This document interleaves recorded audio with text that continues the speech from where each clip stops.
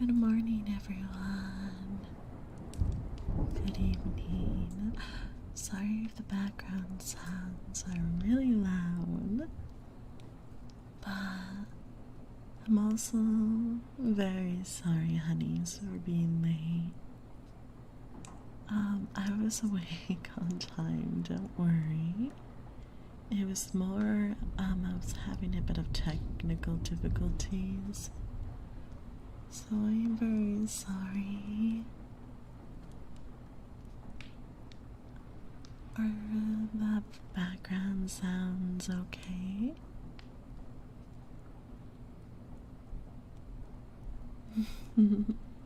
Thank you, everyone, for coming by. I hope you're having a wonderful weekend.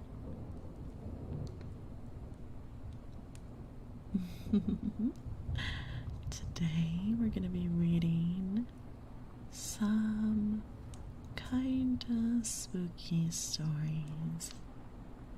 Not only about ghosts or vampires or even zombies, more about the human psyche. Still a little creepy. Some of these will be Edgar Allan. Oh my god. And some of them will be one of them will be by the Grimm brothers. I do like Poe's work, so it's always kind of nice to read it. Okay, let's get to here. How's everyone's day going? Oh my god. Nobody hears a car in the distance.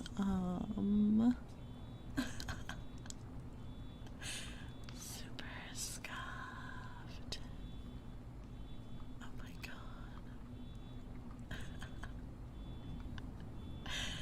I'm sorry, everyone.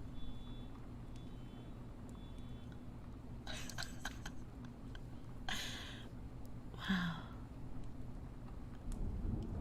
Alright. I guess we'll start with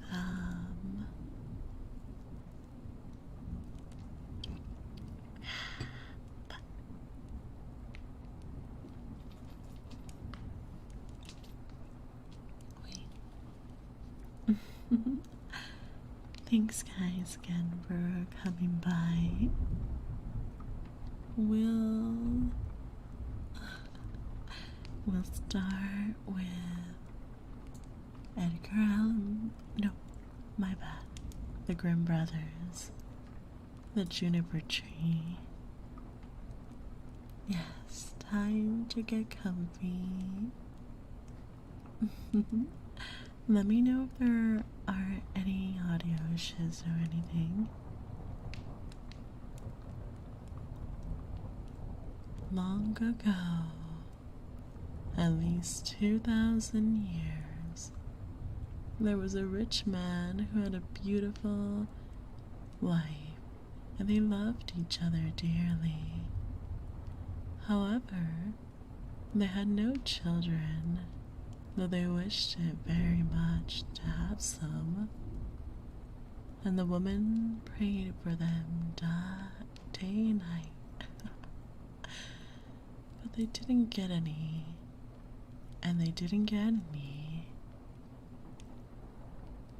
In front of their house, there was a courtyard where there stood a juniper tree. One day in the winter, the woman was standing beneath it, peeling herself an apple, and while she was thus peeling the apple, she cut her finger, and the blood fell into the snow. "Oh," said the woman. She sighed heavily, looked at the blood before her, and was most unhappy. "If only I had a child as red as blood and as white as snow."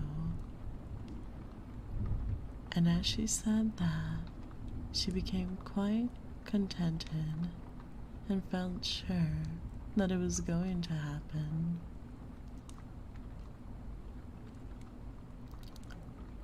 Then she went into the house, and a month went by,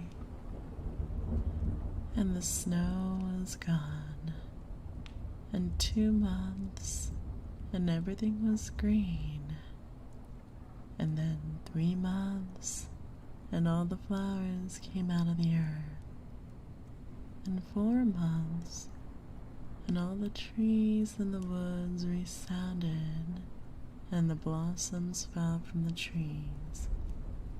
Then the fifth month passed, and she stood beneath the juniper tree, which smelled so sweet that her heart jumped for joy, and she fell to her knees, and was beside herself. And when the 6th month was over, the fruit was so thick and large, and she was quite still. And after the 7th month, she picked the juniper berries and ate them greedily. And then she grew sick and sorrowful. Then the 8th month passed, and she called for her husband to her and cried, as she said, "If I die, then bury me beneath the juniper tree." And then she was quite comforted and happy until the next month was over. And then she had a child, as white as snow and as red as blood. And when she saw it, she was so happy that she died. Her husband buried her beneath the juniper tree, and he began to cry bitterly. After some time, he was more at ease, and although he still cried, he could bear it. And some time later, he took another wife. He had a daughter by the second wife, but the first wife's child was a little son, and he was as red as blood and as white as snow. When the woman looked at her daughter, she loved her very much, but when she looked at the little boy, it pierced her heart, for she thought that he would always stand in her way. And she was always thinking how she could get the entire inheritance for her daughter. And the evil one filled her mind with this until she grew very angry with the little boy. And she pushed him from one corner to the other and slapped him here and there and cuffed him there until the poor child was always afraid. For when he came home from school, there was nowhere he could find any peace.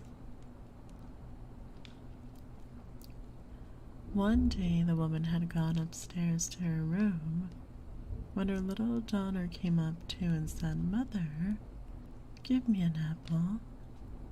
"Yes, my child," said the woman, and gave her a beautiful apple out of the chest.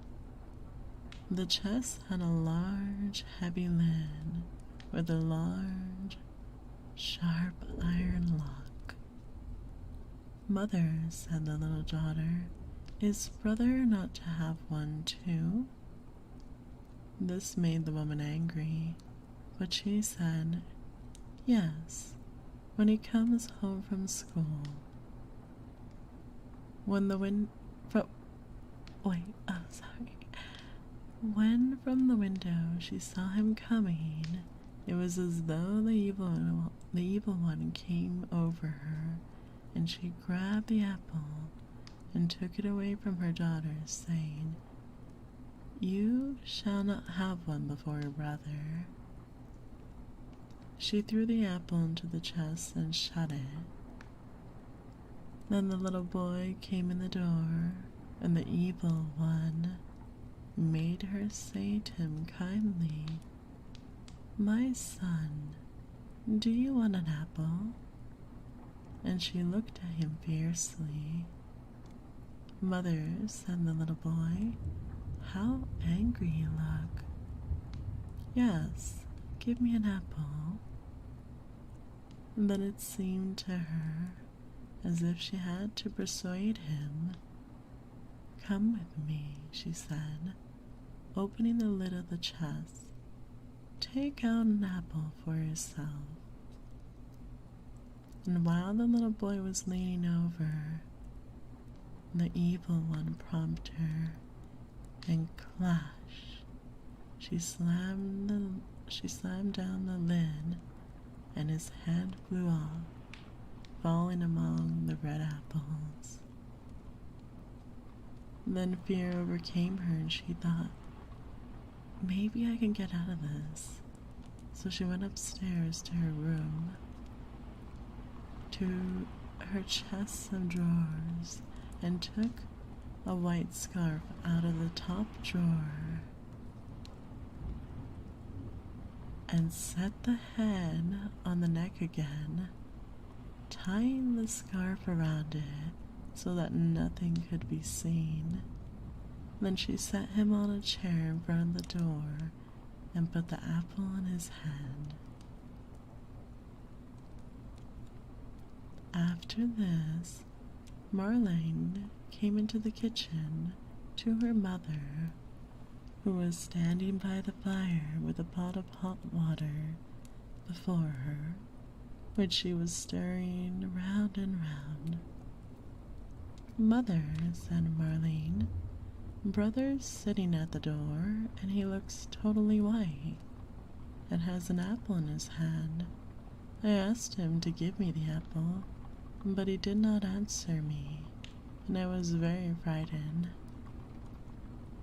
"Go back to him," said her mother, "and if he will not answer you, then box his ears." So Marlene went to him and said, "Brother, give me the apple." But he was silent, so she gave him one on the ear, and his head fell rolling off. Marlene was terrified and began crying and screaming, and ran to her mother and said, "Oh, mother, I have knocked my brother's head off." And she cried and could not be comforted. "Marlene," said the mother, "what have you done? Be quiet, and don't let anyone know about it. It cannot be helped now. We will cook him into stew." Then the mother took the little boy and chopped him in pieces, put him in the pot, and cooked him into stew. But Marlene stood by crying, and all her tears fell into the pot, so much that they did not even eat any salt. Then father came home and sat down at the table and said, "Where is my son?" And the mother served up a large dish of stew, and Marlene cried and could not stop. Then the father said again, "Where is my son?" "Oh," said the mother, "he has gone across the country to his mother's great uncle. He will stay there for a while." "What? What is he doing there? He did not even say goodbye to me." "Oh, well, he wanted to go, and asked me if he could stay 6 weeks. He will be well taken care of there." "Oh," said the man, "I am unhappy. It isn't right. He should have said goodbye to me." With that he began to eat, saying, "Marlene, why are you crying? Your brother will certainly come back." And then he said, "Wife, this food is delicious. Give me some more." And the more he ate, the more he wanted. And he said, "Give me some more. You two shall have none of it. It seems to me as if it were all mine." And he ate and ate, throwing all the bones under the table until he had finished it all. Marlene went to her chest of drawers, took her best silk scarf from the bottom drawer, and gathered all the bones from beneath the table, and tied them up in her silk scarf. Then carried them outside the door, crying tears of blood. She laid them down beneath the juniper tree on the green grass, and after she had put them there, she suddenly felt better and did not cry any more. Then the juniper tree began to move. The branches moved apart, then moved together again, as if someone was rejoicing and clapping his hands. At the same time, a mist seemed to rise from the tree, and in the center of the mist it burned like a fire, and a beautiful bird flew out of the fire, singing magnificently, and it flew high into the sky, and when it was gone, the juniper tree was just as it had been before, and the cloth with the bones was no longer there. Marlene, however, was as happy and contented as if her brother were still alive, and she went merrily into the house, sat down at the table, and ate. Then the bird flew away and lit on a goldsmith's house and began to sing. "My mother, she killed me. My father, he ate me. My sister Marlene gathered all my bones, tied them in a silken scarf, laid them beneath the juniper tree. Tweet, tweet, what a beautiful bird I am." The goldsmith was sitting in his workshop making a golden chain when he heard the bird sitting on his roof and singing. The song seemed very beautiful to him. He stood up, and as he crossed the threshold, he lost one of his slippers. However, he went right up the middle of the street with only one slipper and one sock on. He had his leather apron on, and in one hand he had a golden chain, and in the other his tongs. The sun was shining brightly on the street. He walked onward, then stood still and said to the bird, "Bird," he said, "how beautifully you can sing. Sing that piece again for me." "No," said the bird, "I do not sing twice for nothing. Give me the golden chain, then I will sing it again for you." The goldsmith said, "Here is the golden chain for you. Now sing that song again for me." Then the bird came and took the golden chain in his right claw, and went and sat in front of the goldsmith and sang, "My mother killed me. My father, he ate me. My sister Marlene gathered all my bones, tied them in a silken scarf, laid them beneath the juniper tree. Tweet, tweet, what a beautiful bird am I." Then the bird flew away to a shoemaker and lit on his roof and sang the same words as before. Hearing this, the shoemaker ran out of his doors in his shirt sleeves and looked up at Let me hydrate real quick.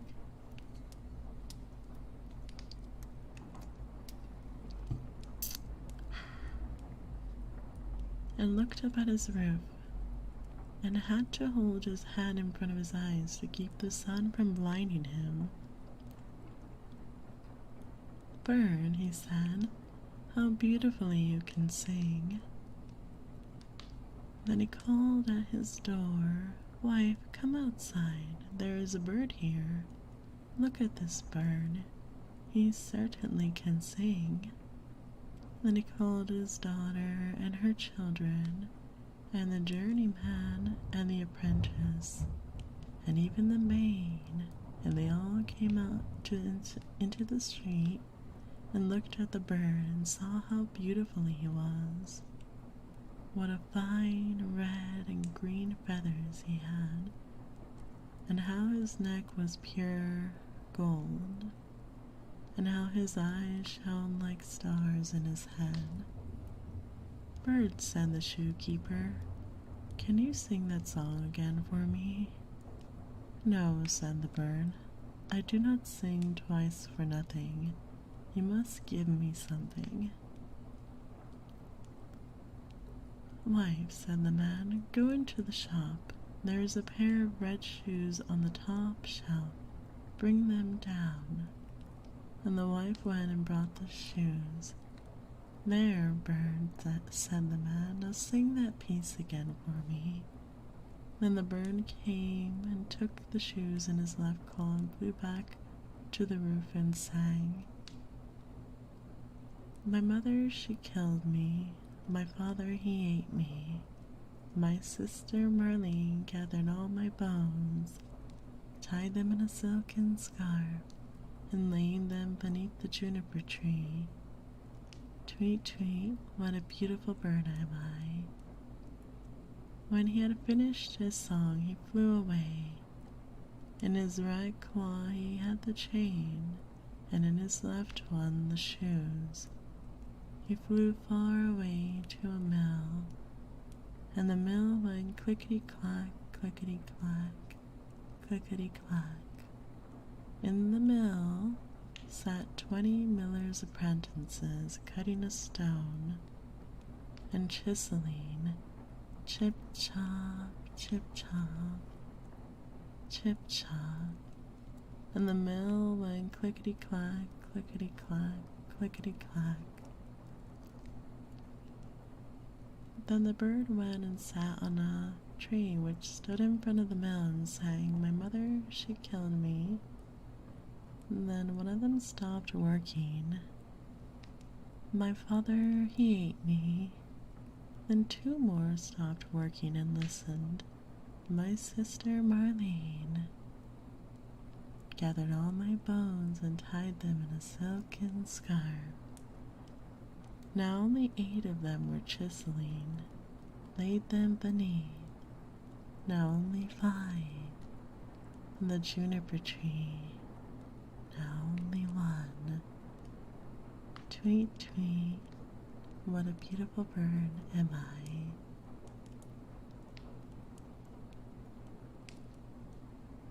Oh my god.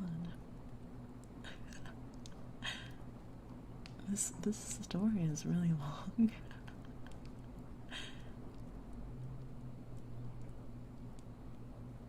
Then the last one also stopped and heard the bird.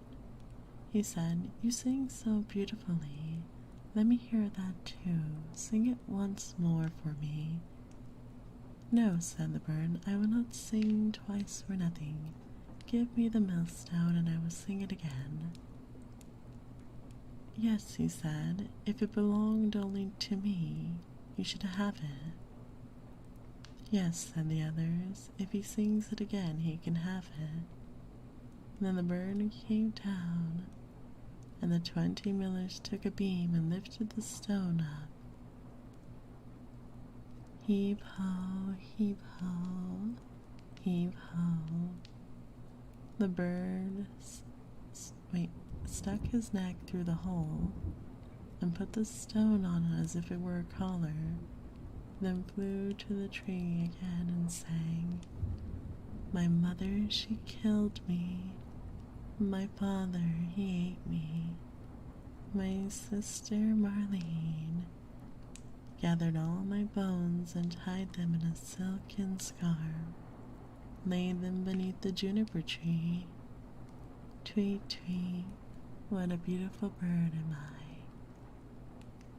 When he finished the song, he spread his wings, and in his right claw he had the chain, and in his left one the shoes, and around his neck the millstone. He flew far away to his father's house. In the room, the father, the mother, and Marlene were sitting at a table.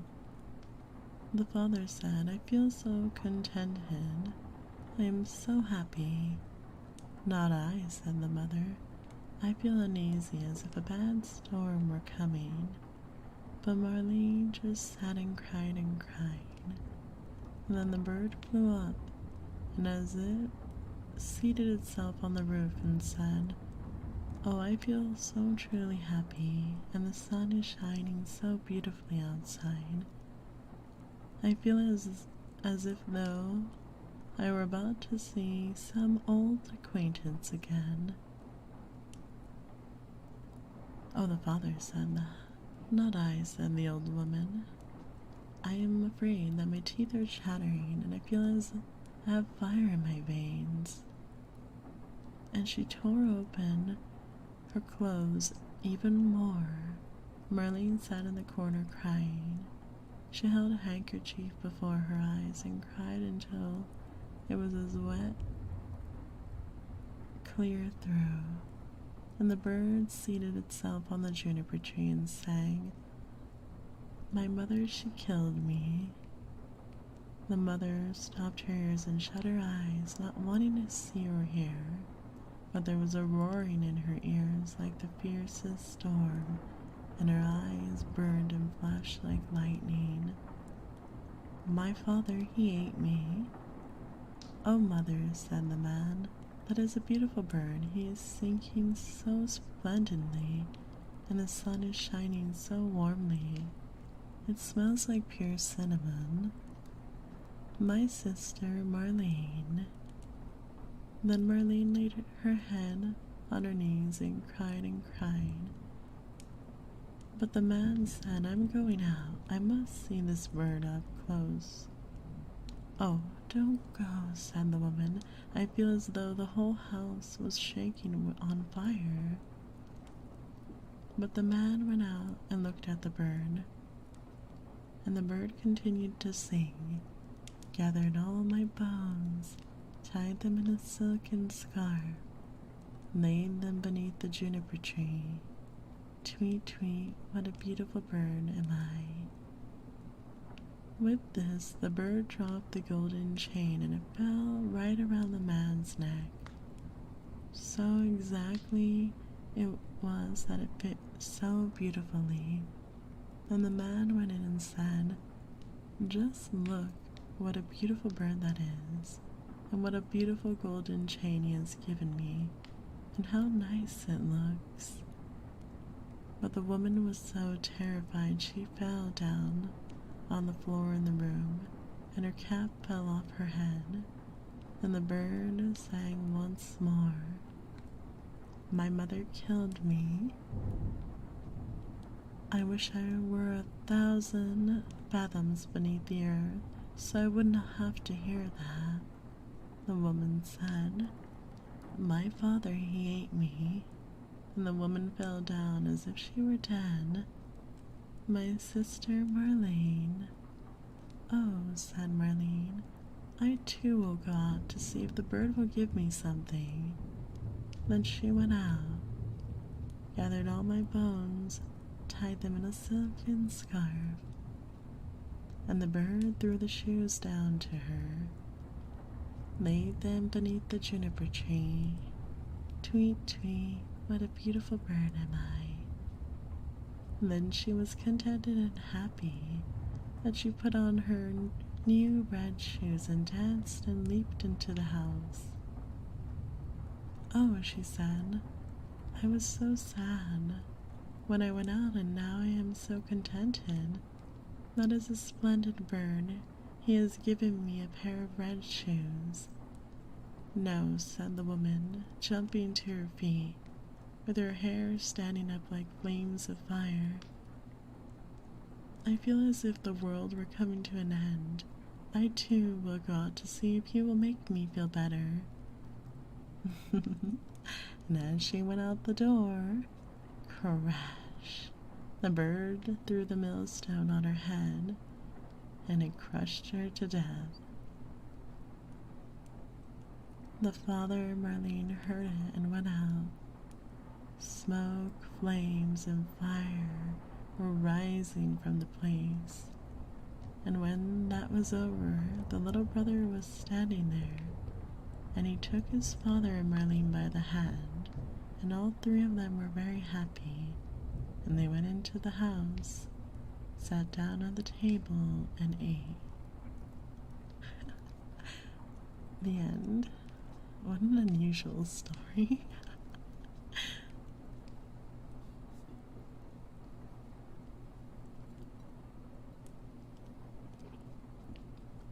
There's no explanation how the kid revived, but that was The Juniper Tree by the Grimm brothers. One of their darker stories.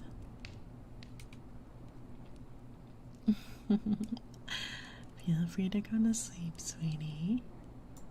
Now, let's read. How about we read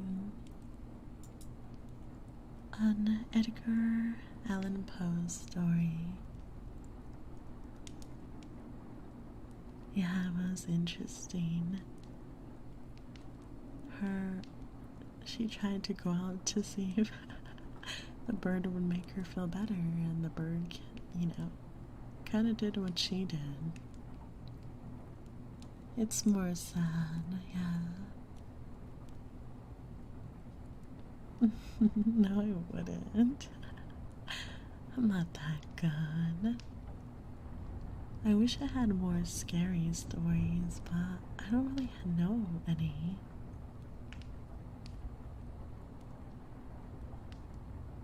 Do you guys know any?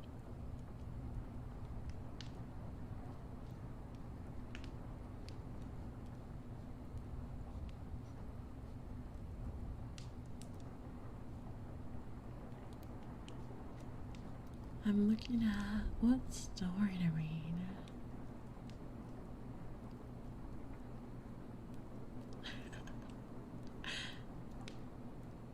Hmm.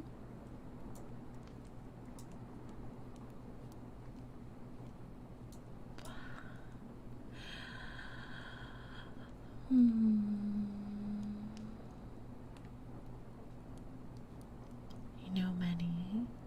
Feel free to drop one if you want me to read it.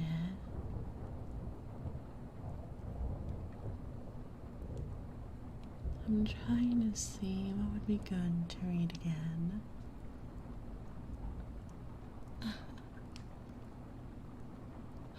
Oh, Kano, I have that open. We can read from it. How about we read from it?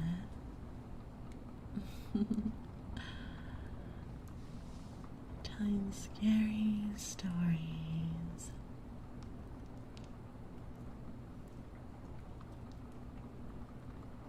I've never read a Lovecraft one. Oh, I remember the Legend of Sleepy Hollow.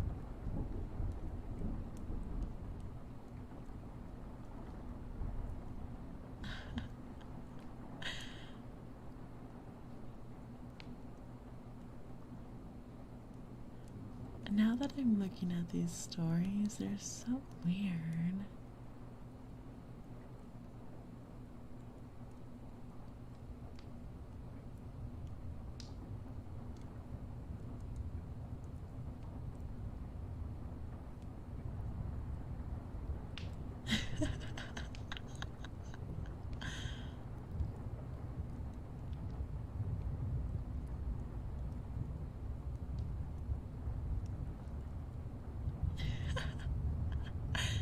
Alright, I'm trying to read something.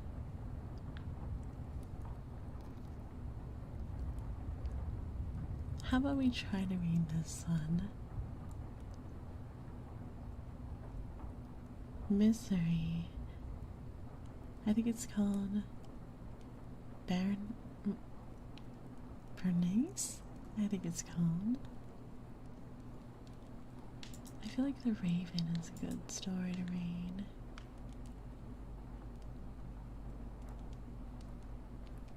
I'll read The Telltale Heart. It's a short one. It's true, yes. I have been ill, very ill. But why do you say I have lost control of my mind? Why do you say that I am mad? Can you not see that I have full control of my mind? It is not clear that I am not mad. Indeed, the illness only made my mind, my feelings, my senses stronger, more powerful.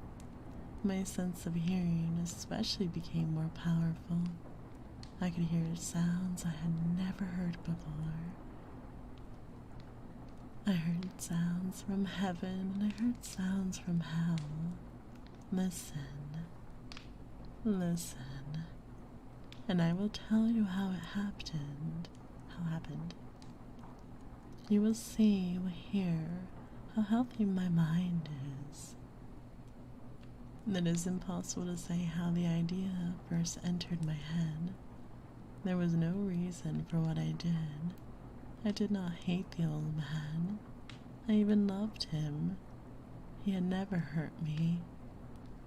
I did not want his money. I think it was his eye.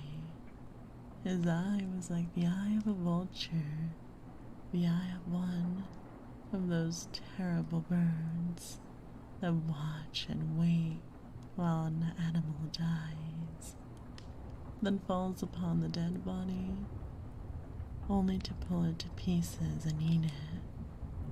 When the old man looked at me with his vulture eye, a cold feeling went up and down my back. Even my blood became cold, and so I finally decided I had to kill the old man and close that eye forever. So you think I am mad? A madman cannot plan. But you should have seen me. During all that week, I was as friendly as to the old man as I could be, and warm and loving. Every night about 12 o'clock, I slowly opened his door, and when the door was open wide enough, I put my hand in, and then my head. In my hand, I held a light covered over a cloth so that no light shone, and I stood there quietly.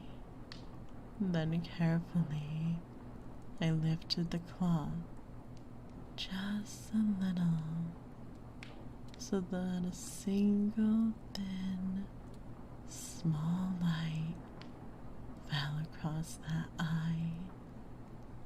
For 7 nights I did this. 7 long nights. Every night at midnight. Always the eye was closed, so it was impossible for me to do the work. For it was not the old man I felt I had to kill. It was the eye, his evil eye. And every morning I went to his room with a warm, friendly voice, and I asked him how he had slept. He could not guess that every night, and just as 12, I looked just at 12 I looked in at him as he slept. The 8th night, I was more than usually careful as I opened that door. The hands of the clock moved more quickly than did my hand. Never before had I felt so strongly my own power. I was now sure of the success. The old man was lying there, not dreaming that I was at his door. Suddenly, he moved in his bed. You may think I became afraid, but no. The darkness in his room was thick and black.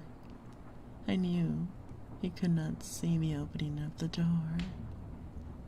I continued to push the door, slowly, softly. I put in my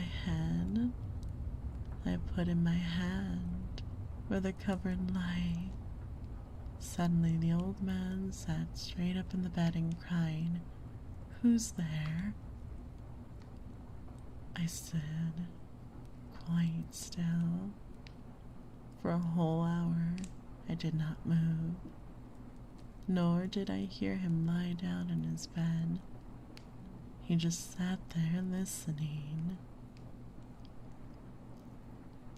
Then I heard a sound, a low cry of fear, which escaped from the old man. Now I knew he was sitting up in his bed filled with fear. I knew he knew that I was there. He did not see me there. He could not hear me there. He felt me there. Now he knew that death was standing there. Slowly, little by little, I lifted the cloth until a small light escaped under it to fall upon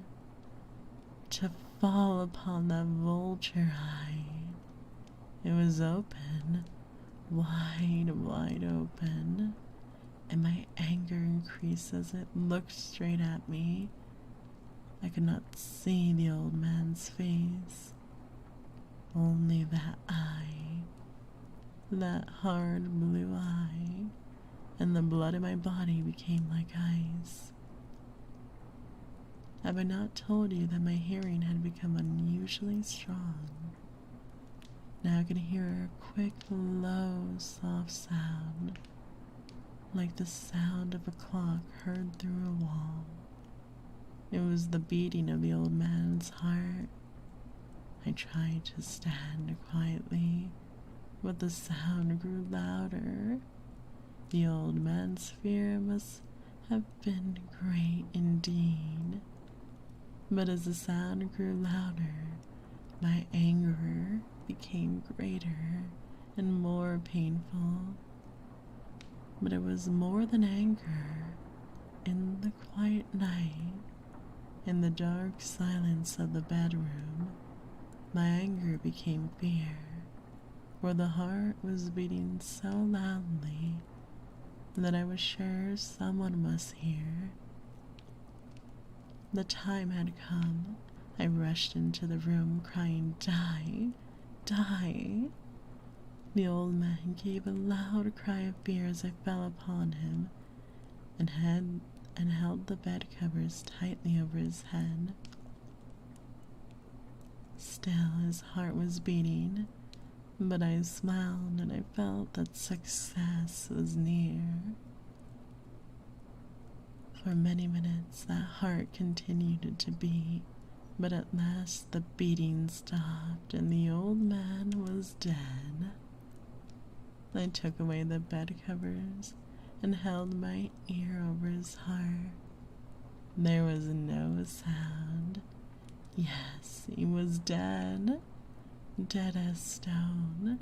His eye would trouble me no more.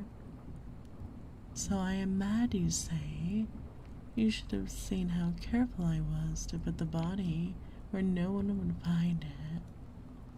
First I cut off the head, then the arms and the legs. I was careful not to let a single drop of blood fall on the floor. I pulled up 3 of the boards that formed on the floor and put the pieces of the body there. Then I put the boards down again, carefully, so carefully that no human eye could see that they had been moved. As I finished this work, I heard someone was at the door. It was now 4 o'clock in the morning, but still dark. I had no fear. However, as I went down to open the door, 3 men were at the door, 3 officers of the police. One of the neighbors had heard the old man's cry and had called the police. These 3 had come to ask questions to search the house.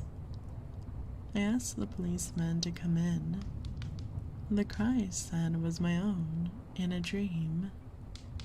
The old man, I said, was away. He had gone to visit a friend in the country. I took them through the whole house, telling them to search well. I led them finally into the old man's bedroom. As if playing a game with them, I asked them to sit down and talk for a while. My easy, quiet manner made the policemen believe my story, so they sat down with me in a friendly way. But although I answered them in the same way, I soon wished that they would go away. My head hurt and there was a strange sound in my ear. I talked more, and the faster the sound became clearer, and they still sat and talked.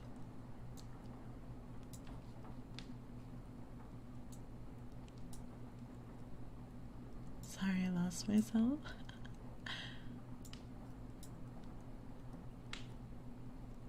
Suddenly I knew that the sound was not in my ears. It was not just inside my head. At the moment I must have become quite white. I talked still faster and louder, and the sound too became louder. It was a quick, low, soft sound, like the sound of a clock heard through a wall, a sound I knew well. Louder it became and louder. Why did the men not go? Louder and louder. I stood up and walked quickly around the room. I pushed my chair across the floor to make more noise, to cover that terrible sound. I talked even louder, and the men still sat there and talked and smiled. Was it possible that they could not hear? No, they heard. I was certain of it. They knew. Now it was they who were playing a game with me. I was suffering more than I could bear from their smiles, from that sound louder and louder. Suddenly I could bear it no longer. I pointed at the boards and I cried and I said, "Yes, I killed him. Pull up the boards and you shall see. I killed him. But why does his heart not stop beating? Why does it not stop?" The end. The Raven and the Black Cat are really good.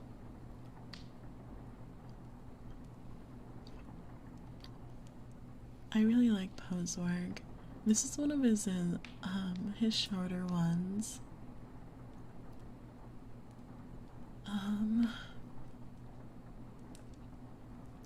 One of my favorite ones, I'm trying to remember what it was called. It's a really good read. I wouldn't say it's scary, but it's a really, really good read. Oh my god, what was it called? I would love to read it to you guys. It's a little long though, but it's a good story. Victor, you guys are so sweet to me. give me a moment to find this story. Oh, it's such a good read. What I like about Poe's work is it centers more on the human psyche than about ghosts or ghouls. And it's just really interesting. Maybe you guys would know. It's a story he wrote about. Oh my. I don't remember.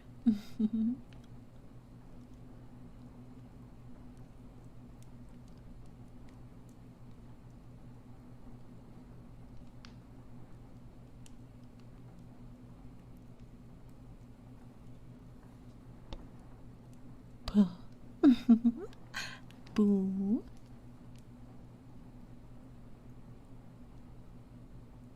Oh my, this story is really long.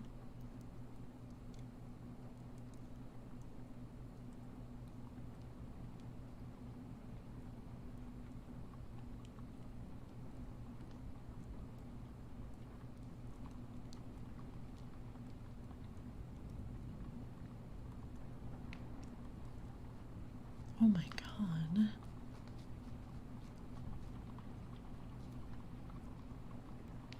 I'm trying to find a new story to read.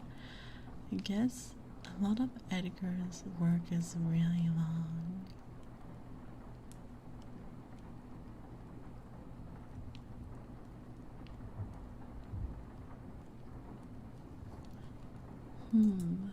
I need to figure out which is a good one. Oh, this one, I found it. I like that one. The Raven is really good as well.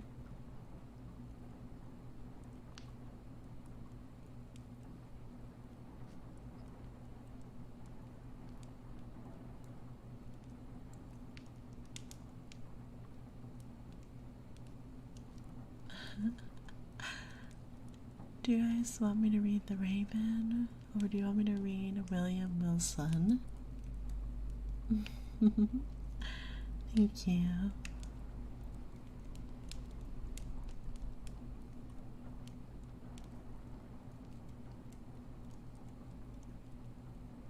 I really like William Wilson. It's a long one. Yes, Shadow. Don't worry, we're gonna read another Edgar Allan Poe. Since I really like his work,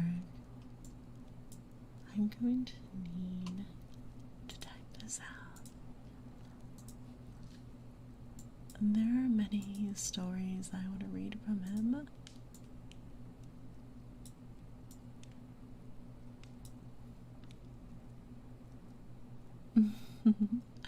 Okay, sweeties, just give me a moment.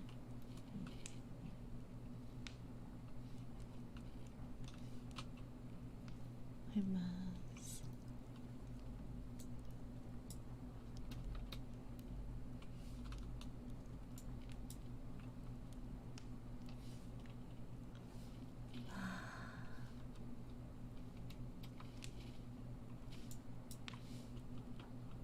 Okay, there we go. Okay, I'm glad to hear that, sweeties. Okay, let's read this story.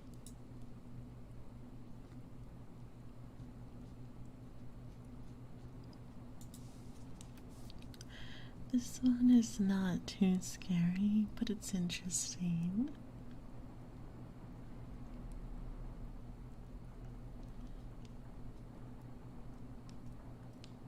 Wait, I'm trying to remember what the Raven was like. I don't really remember the Raven.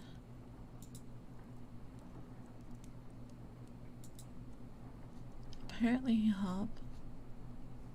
Hop Frog is a really good one to read.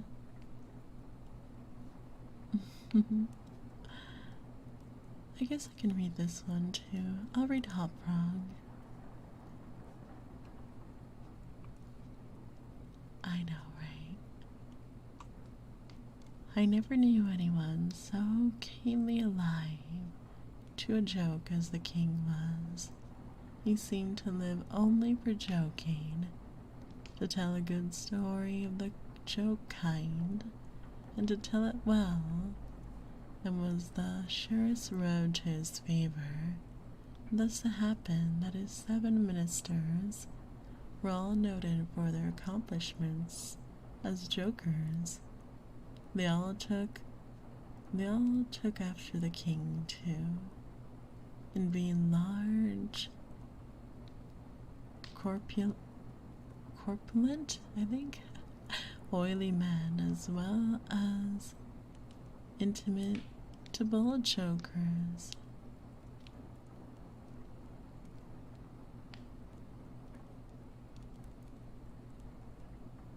I don't know English. Whether people grow fat by joking, or whether there is something in fat itself which predisposes to a joke, I have never been quite able to determine. What's certain it is that a lean joker is a rara avis in terris. No idea what that means. About the refinements, or as he called them, the ghosts of wit, the king troubled himself very little. He had an especial admiration for the breadth in a jest, and would often put up with length for the sake of it. Over 90s wearied him. He would have preferred Rabelais Gargantua to the Zadig of Voltaire, and upon the whole, practical jokes suited his taste far more than the verbal ones. At the date of my narrative, professing jesters had not altogether gone out of the fashion at court. Several of the great continental powers still retained their fools, who wore with caps and bells, and who were expected to always be ready with sharp witticisms at a moment's notice, in consideration of the crumbs that fell from the royal table. Our king, as a matter of course, retained his fool. The fact is, he required something in the way of a folly, if only to counterbalance the heavy wisdom of the 7 wise men who were his ministers, not to mention himself. His fool, or professional jester, was not only a fool, however, his value was trembled in the eyes of the king by the fact of his being also a dwarf and a cripple. Dwarves were often common at court in those days as fools, and many monarchs would have found it difficult to get through their days. Days are rather longer than the court elsewhere, without both a jester to laugh with and a dwarf to laugh at.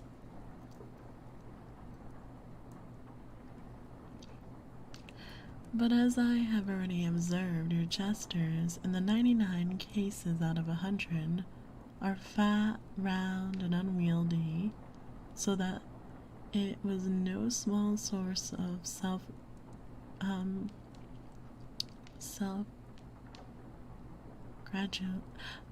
oh my god, how do I not know that word?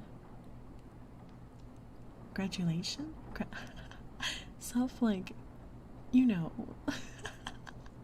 With our king, that is. In Hop Frog, this was the name of the fool's name. This was the fool's name. He was possessed he possessed a triplicate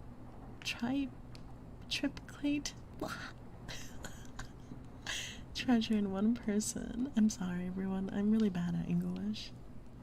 I believe the name Hop Frog was not that was given to the dwarf by his sponsors at his baptism, but it was conferred upon him by general consent of the 7 ministers on account of his inability to walk as other men do. In fact, Hop Frog could only get along by a sort of interjectional gait, something between a leap and a wiggle, a movement that afforded illimitable amusement and, of course, consolation to the king. For, notwithstanding something about his stomach, goddamn English, Poe's, English is so, it's wonderful, but it's, hard to read sometimes.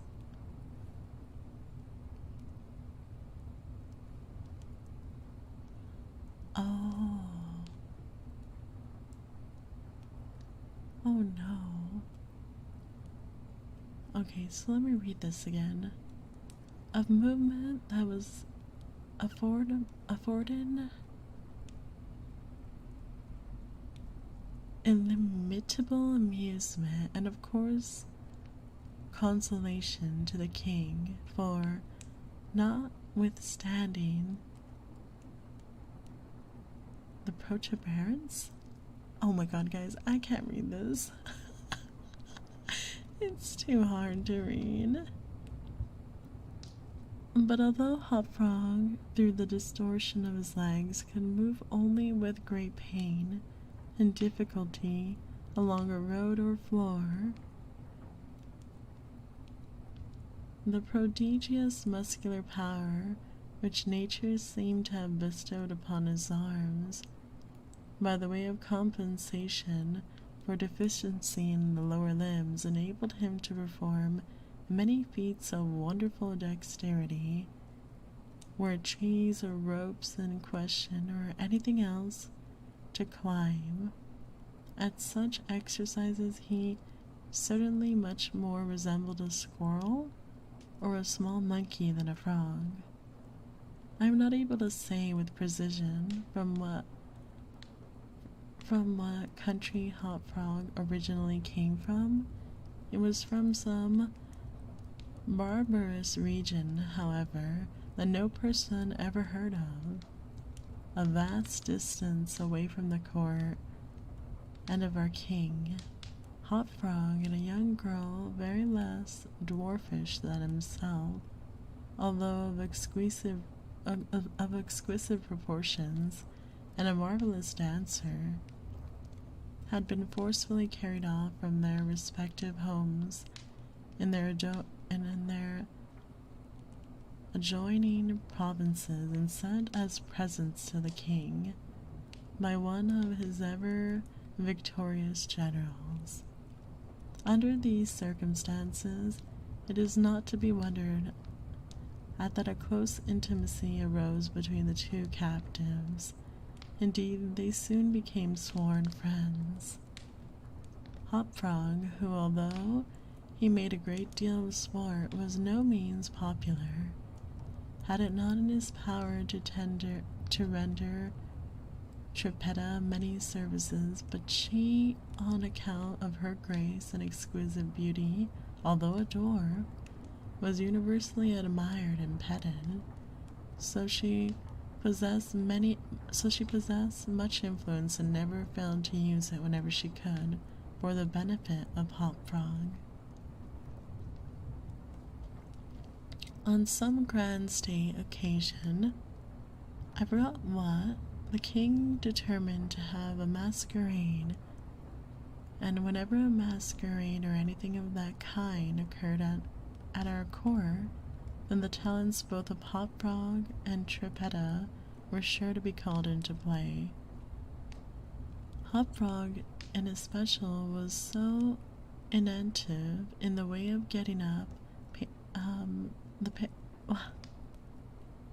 pageants, suggesting noble characters and arranging costumes for masked balls, that nothing could be done, it seemed, without his assistance. The night of the appointed for the fete had arrived. A gorgeous hall had been fitted up under Trippetta's eye, with every kind of device that could possibly give eclat to a masquerade. The whole court was in a fever of expectation. As for the costumes and the characters, it might as well be supposed that everyone had come to a decision on such points. Many made up their minds as to what roles they should assume, a week or even a month in advance, and in fact there was not a particle of indecision anywhere, except in the case of the king and his 7 ministers. Why they hesitated I could never tell, unless they did it by way of a joke. More probably they found it difficult on account of being so fat to make up their minds. At all events, time flew, and as a last resort they sent for Trippetta and Hop Frog. When the 2 little friends obeyed the summoners of the king, they found him sitting at his wine with the 7 members of his cabinet council, but the monarch appeared to be very ill-humored. He knew that Hop Frog was not fond of wine, for it excited the poor cripple almost to madness, and madness is no comfortable feeling. But the king loved his practical jokes and took pleasure in forcing Hop Frog to drink, and as the king called it, to be merry.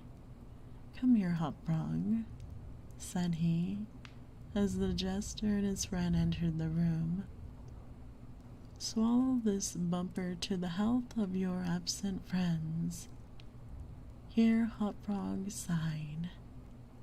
"And then let us have the benefit of your invention. We want characters. Man, something novel, out of the way. We are wearied with this everlasting sameness. Come, drink. The wine will brighten your wits." Hop Frog and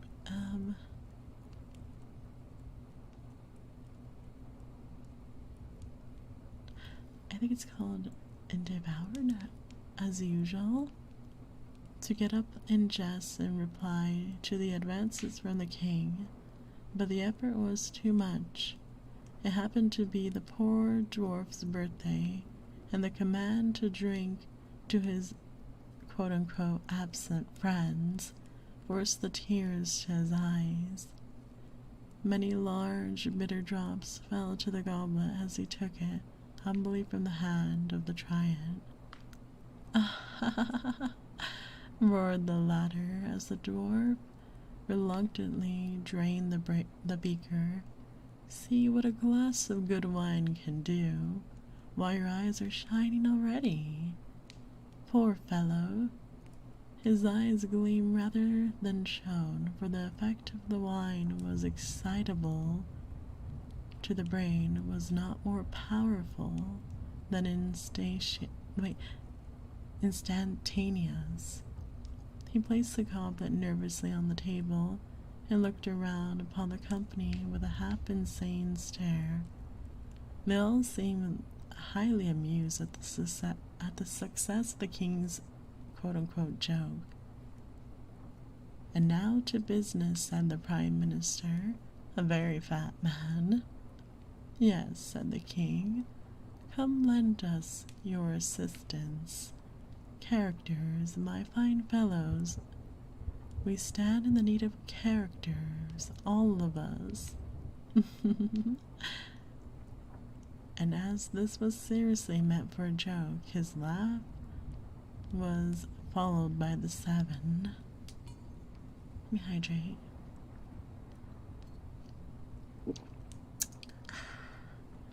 Hot Frog also laughed, though feebly and somewhat vacantly. Come, come, said the king impatiently. Have you nothing to suggest? I am vowing to think of something novel, replied the dwarf. Abstractly, for he was quite bewildered by the wine. And devouring, cried the giant fiercely. What do you mean by that? I perceive you are sulky and want more wine. Here, drink this. And he poured out another goblet full and offered it to the cripple, who merely gazed at it, gasping for breath. Drink, I say, shouted the monster, or by the fiends. The dwarf hesitated, and the king grew purple with rage. Courtiers smirked. Trippetta, pale as a corpse, advanced to the monarch's seat, and falling on her knees before him, implored him to spare her friend. The giant regarded her for some moments in evident wonder at her audacity. He seemed quite at loss what to do or say, how most becomingly to express his indignation. At last, without uttering a syllable, he pushed her violently from him and threw the contents of the brimming goblet in her face. The poor girl got up the best she could, and not daring even to sigh, resumed her position at the floor of the table. There was a dead silence for about half a minute, during which the falling of a leaf or a feather might have been heard. It was interrupted by a low but harsh and protracted grating sound which seemed to come at once from every corner of the room. What are you making that sound for? Demanded the king, turning fiercely to the dwarf. The latter seemed to have recovered in a great measure from his intoxication, and looking fixedly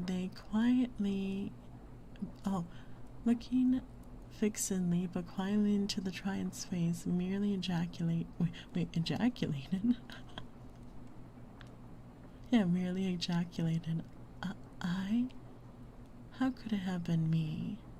The sound appeared to come from without, observed one of the court. I can't English. Courtiers?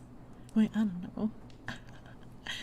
I fancy it was a parrot at the window, wetting his bill upon his cage wires. True, replied the monarch, as if much relieved by the suggestion, but on the honor of a knight, I could have sworn it was the gritting of this vagabond's teeth. Hereupon the dwarf laughed. The king was too confirmed a joker to object to anyone's laughing, and displayed a set of large, powerful, yet repulsive teeth. Moreover, he avowed his perfect willingness to swallow as much wine as is desired.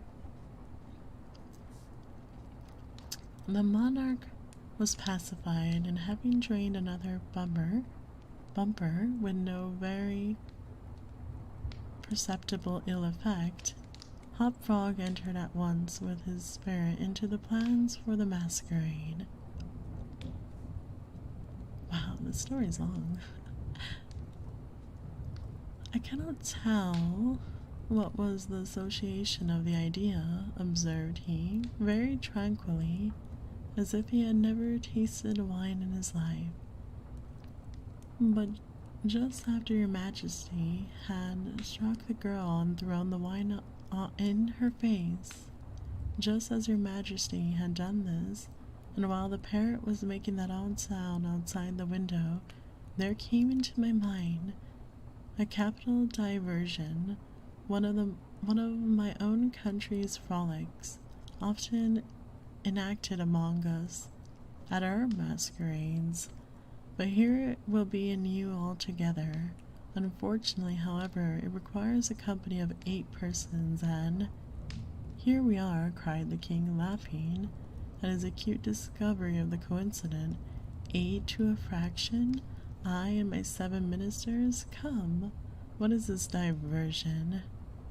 I call it, replied the cripple, the 8 chained orangutans. Wait, the 8 chained. Yeah, orangutans. And it really is excellent sport if well enacted. We will enact it, remarked the king, drawing himself up and lowering his eyelids. The beauty of the game, continued Hop Frog, lies in the fright it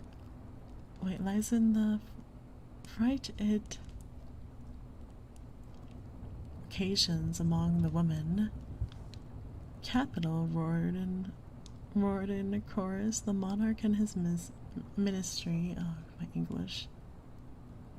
I will equip you as the orangutan, proceeded the dwarf. Leave all that to me. The resemblance shall be so striking, and the company of the masqueraders will take you for a real beast, and of course they will be as much terrified as astonished. Oh, this will be exquisite, exclaimed the king. Hop Frog, I will make a man of you. The chains are for the purpose of increasing the confusion by their jangling. You are supposed to have escaped en masse from your keepers. Your Majesty cannot conceive the effect produced at a masquerade by 8 chained orangutans, imagined to be real ones by the most of the company, and rushing in with savage cries among the crowd of delicately and gorgeously inhabited men and women. The contrast is imitable. It must be, said the king, and the consul arose hurriedly, as if it was growing late, to put in execution the scheme of Hop Frog. I'm so bad at English. His mode of equipping the party as orangutan was very simple but effective, enough for his purposes.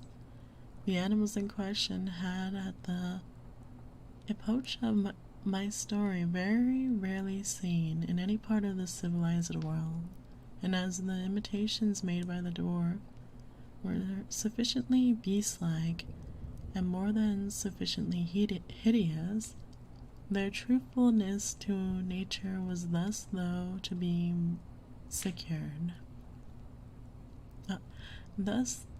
to be secured.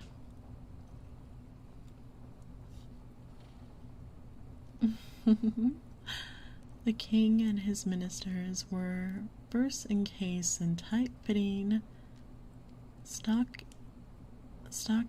shirts and drawers. They were then oh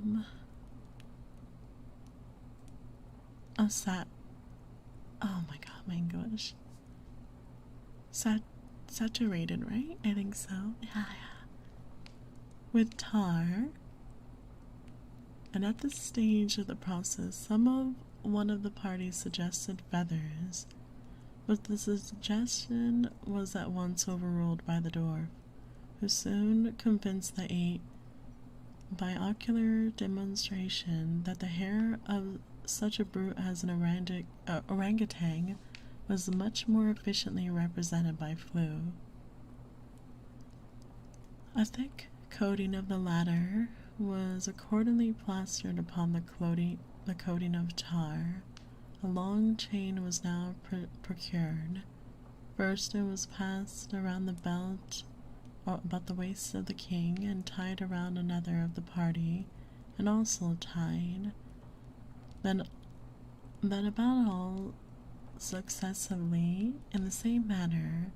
When this chaining arrangement was complete, and the parties stood as far apart from each other as possible, they formed a circle, and to make things appear natural, Hop Frog passed the residue of the chain in 2 diameters at right angles across the circle, after the fashion adopted at the present day by those who captured chimpanzees or other large apes in Borneo. The grand saloon in which the masquerade was to take place was a circular room very lofty, and receiving the light of the sun only through a single window at the top. At night, the season for which the apartment was especially designed, it was illuminated by a large chandelier, depending by the chain from the center of the skylight, and lowered or elevated by means of counterbalance as usual. But in order not to look unsightly, this latter passed outside the cupola and over the roof. The arrangements of the room had been left to Tripettas, my bad.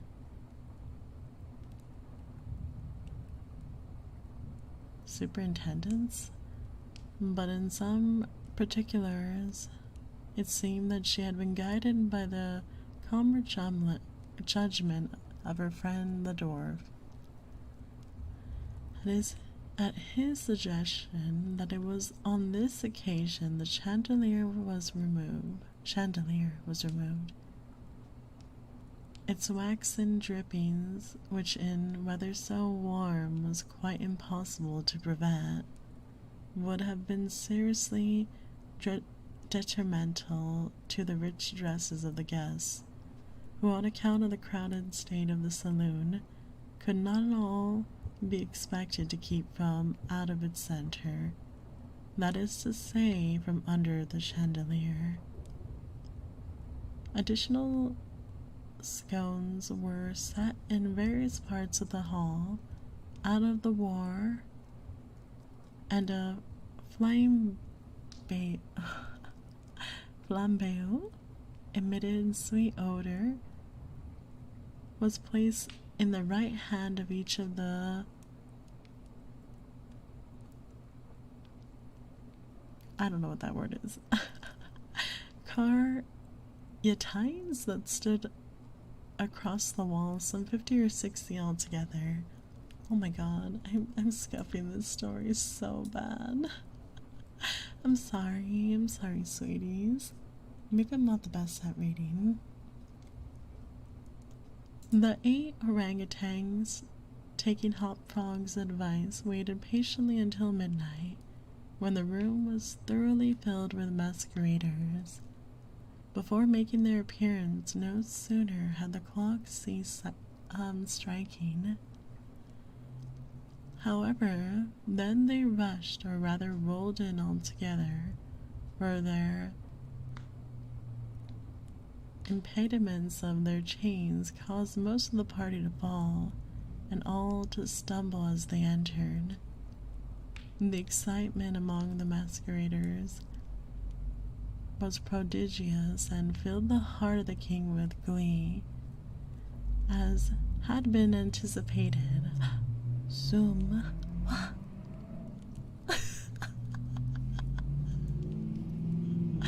Oh my god, I'm sorry, chat. I'm so sorry. Zoom. Where was I? Thank you, sweeties.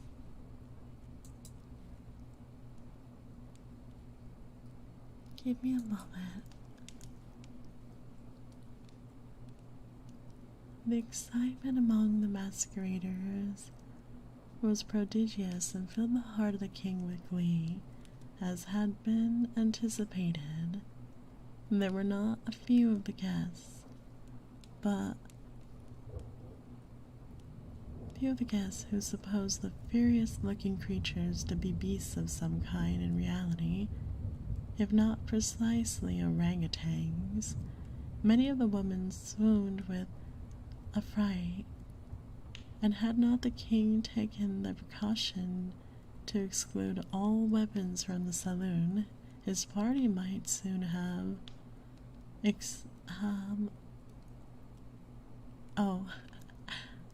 expiated their frolic in their blood, as it was a general rush was made for the doors, but the king had ordered them to be locked immediately upon his entrance, and at the dwarf's suggestion the keys had been deposited with him. While the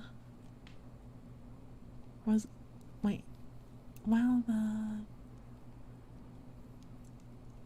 don't know what that word is. Tumult? I don't know English. Was at its height, and each masquerader attentive only to his own safety, for, in fact, there was much real danger from the pressure of the excited crowd. The chain by which the chandelier ordinarily hung, and which had been drawn up on its removal, might have been seen very gradually to descend until its hooked extremity came within 3 feet of the floor.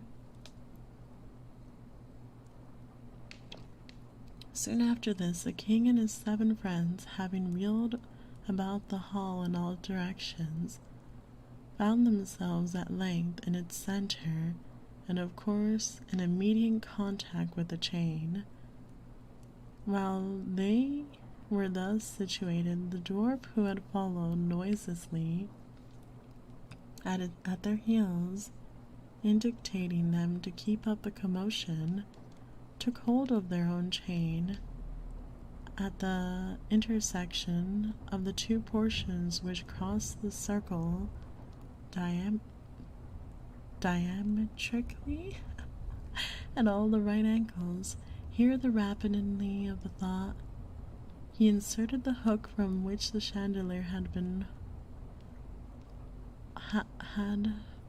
wont to depend, and in an instant, by some unseen agency, the chandelier chain was drawn so far upward as to take the hook out of reach, and it was inevitable consequence to drag the orangutans together in close connection and face to face. The masqueraders by this time had recovered in some measure from their alarm, and beginning to regard the whole matter, set up a loud shout of laughter at the predicament of the apes. "Leave them to me now," screamed Hot Frog, his shrill voice making itself easily heard through all the din. "Leave them to me. I fancy I know them. If I can only get a good look at them, I can soon tell who they are." Here, scrambling over the heads of the crowds, he managed to get to the wall, when seizing a flambeau from one of the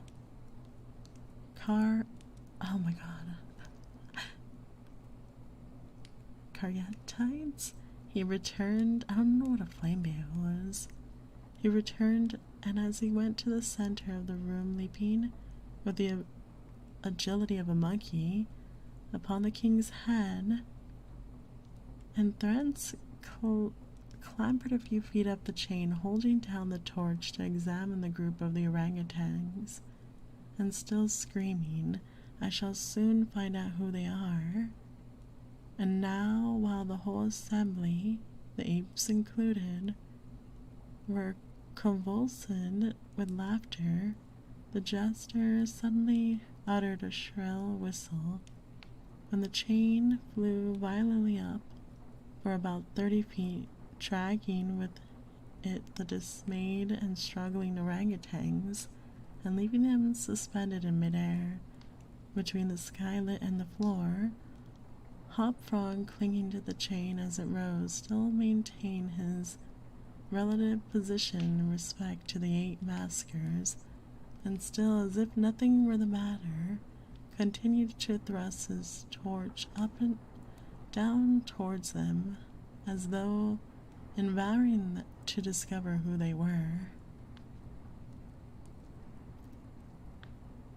So thoroughly astonished was the whole company at this ascent that a dead silence for about a minute's duration ensued, and was broken by such a low, harsh, grating sound as had before attracted the attention of the king and his counselors when the former threw the wine in the face of Trippetta.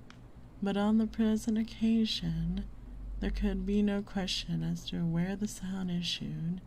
It came from the fang-like teeth of the dwarf, who ground them and gnashed them as he foamed at the mouth, and glared with an expression of maniacal rage into the upturned countenances of the king and his 7 companions.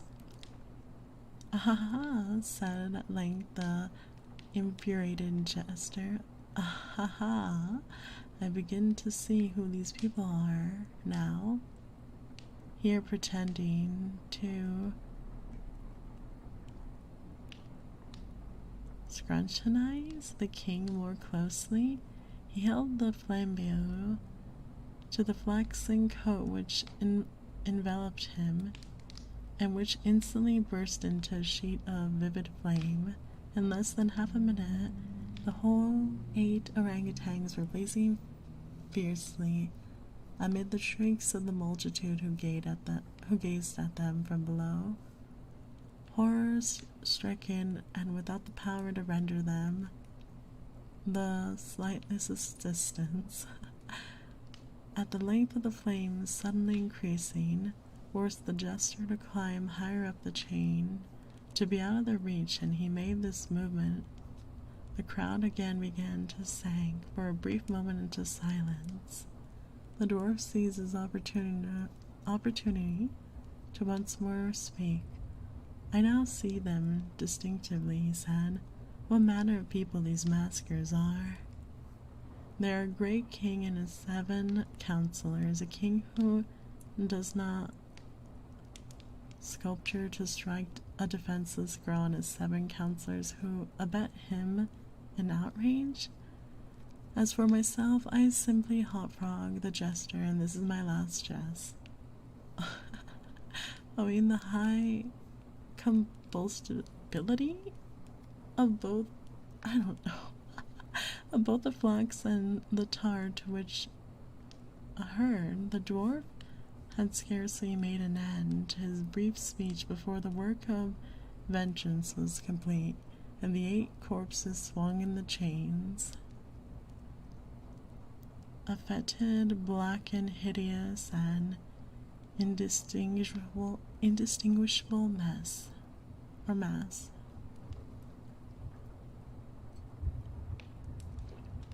The cripple hurled his torch at them, clambered leisurely to the ceiling. Oh my god, chat, I can't read English.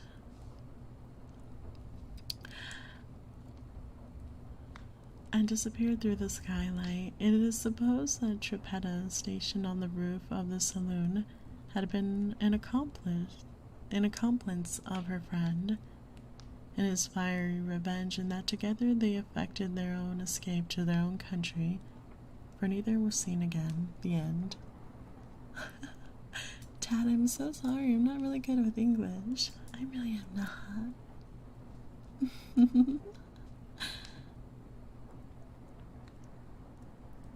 Yeah, scrutinize.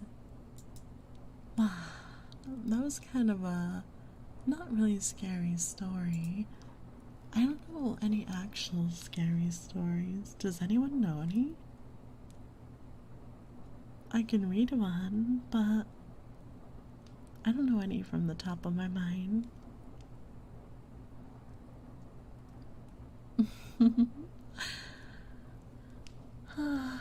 I'm sorry, sweeties. I'm so hopeless, but I'm really, really happy that you're here spending time with me. It means so much to me.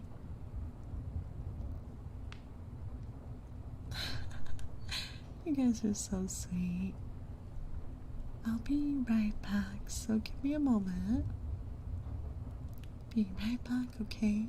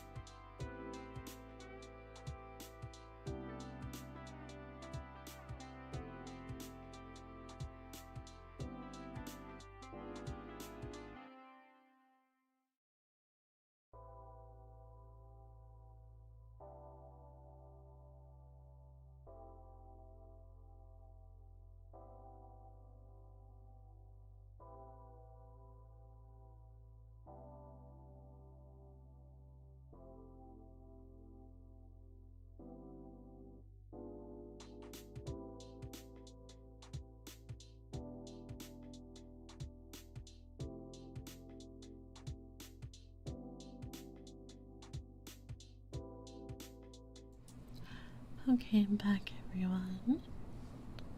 The Legend of Sleepy Hollow is a good story. It's a bit, long, but it is a good story. I guess we'll see if I can read that one. For now, let's read the story of William Wilson. I'm sorry, everyone, that these are not really ghost stories, no really horror stories, but they are interesting reads. There was another story I was trying to remember. I can't remember it at all. The story of William Wilson. Let me call myself for the present William Wilson. That is not my real name. That name has already been the cause of horror, of the anger of my family. Have not the winds carried my name with the loss of honor to the ends of the earth? Am I not forever dead to the world, to its honors, to its flowers, to its golden hopes? And a cloud heavy and endless, does it not hang forever between my hopes and heaven? Men usually become bad by degree, but I let all the goodness fall from me in a single moment, as if I had dropped a coat. From a small axe of darkness I passed in one great step into the blackest evil ever known. Listen while I tell you one cause that made this happen. Death is near, and its coming has softened my spirit. I desire in passing through this dark alley the understanding of other men. I wish them to believe that I have been in some ways in the power of forces beyond human control. I wish them to find for me in the story I am about to tell some small fact that proves that I could have done only what I did. I could have then agreed that what happened to me never happened to other men. Is it not true that no one has ever suffered as I do?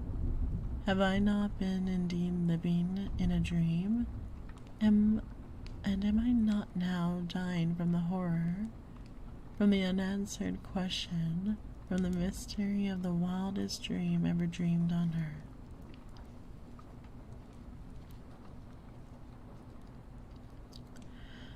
I am one of a family well known for their busy minds. A small child, I showed clearly that I too had the family character. As I became older, it grew more powerful in me. For many reasons, it became a cause of talk among my friends, and the hurt it did me was great. I wanted people always to do things my way. I acted like a wild fool. I let my desires control me. My father and mother, weak in body and mind, could do little to hold me back. When their efforts failed, of course, my will grew stronger. From then on, my voice in the house was law. At an age where few children were allowed to be free, I was left to be guided by my own desires. I made the master of my own actions. I remember my first school. It was in a large house about 300 years old, in a small town in England, among a great number of big trees. All of the houses there were very old. In truth, it was a dreamlike and spirit-quieting place. That old town. At this moment I seemed to feel the pleasant coolness under the shades of the trees. I remember the sweetness of the flowers. I hear again with delight. I cannot explain the deep sound of the church bell, each hour breaking the stillness of the day. It gives me pleasure to think about this school, as much pleasure, perhaps, as I am now able to experience. Deep in suffering as I am, suffering only too real, perhaps no one will object to it for a short time. I forgot my troubles and tell a little about this period. Moreover, the period and place are important. It was then and there that I first saw, hanging over me, the terrible promise of things to come. Let me remember.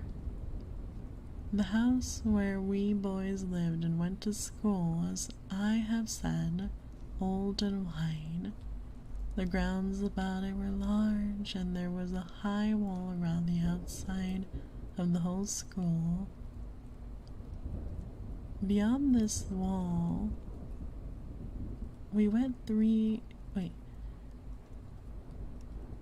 Beyond this wall, we went 3 times in each week. One day to take short walks.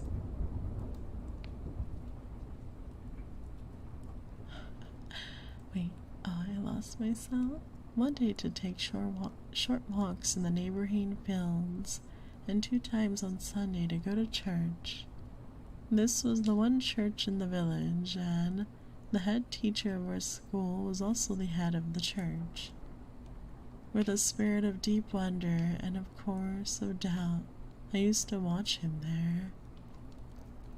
This man, with a slow step and quiet, thoughtful face, and clothed so differently and shining clean. Could this be the same man with a hard face and clothes far from clean stood ready to strike us if we did not follow the rules of the school? Oh, great and terrible question beyond my small power to answer. Let me hydrate.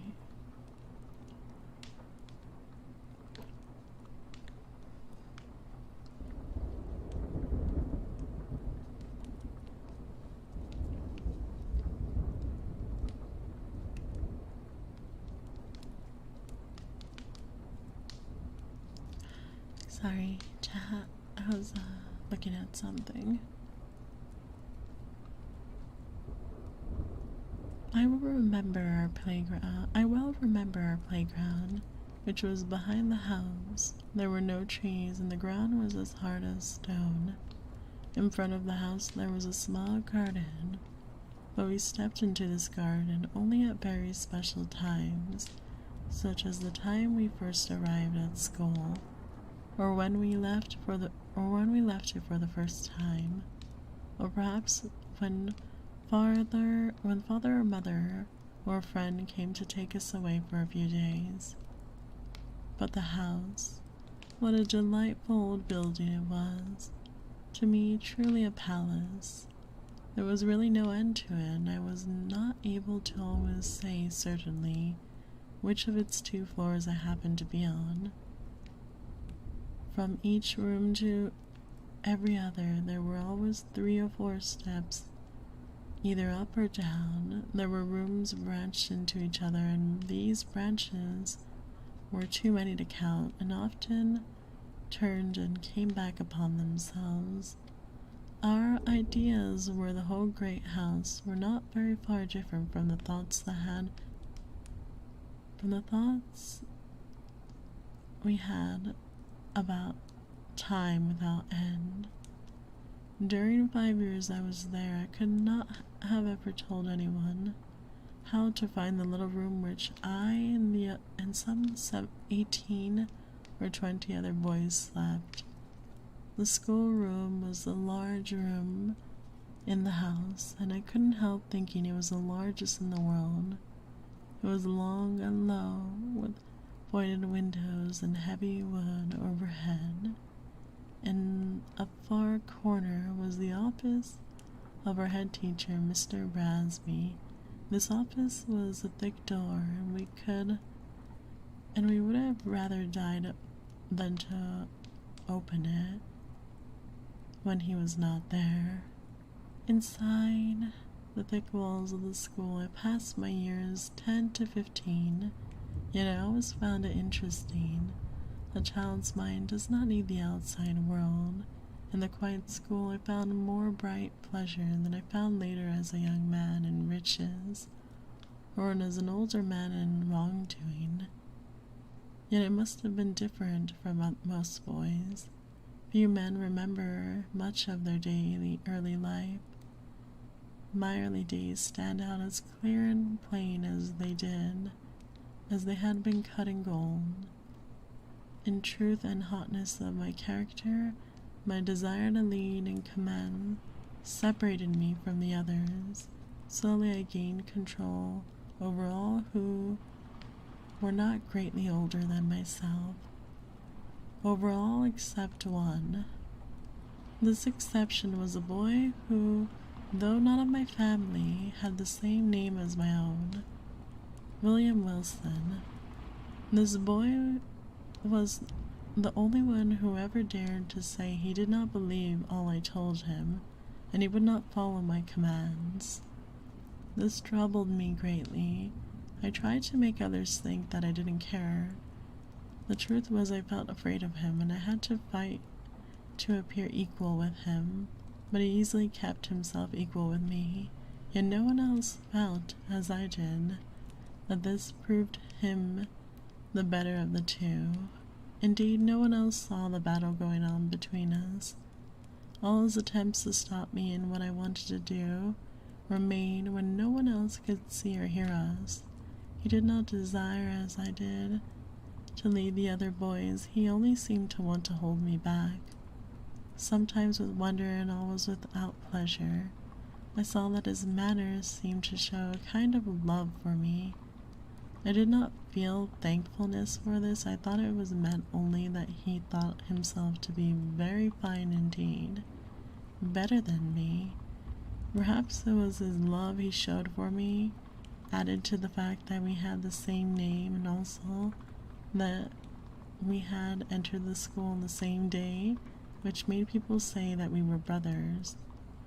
Wilson did not belong to my family, even very distantly, but if we had been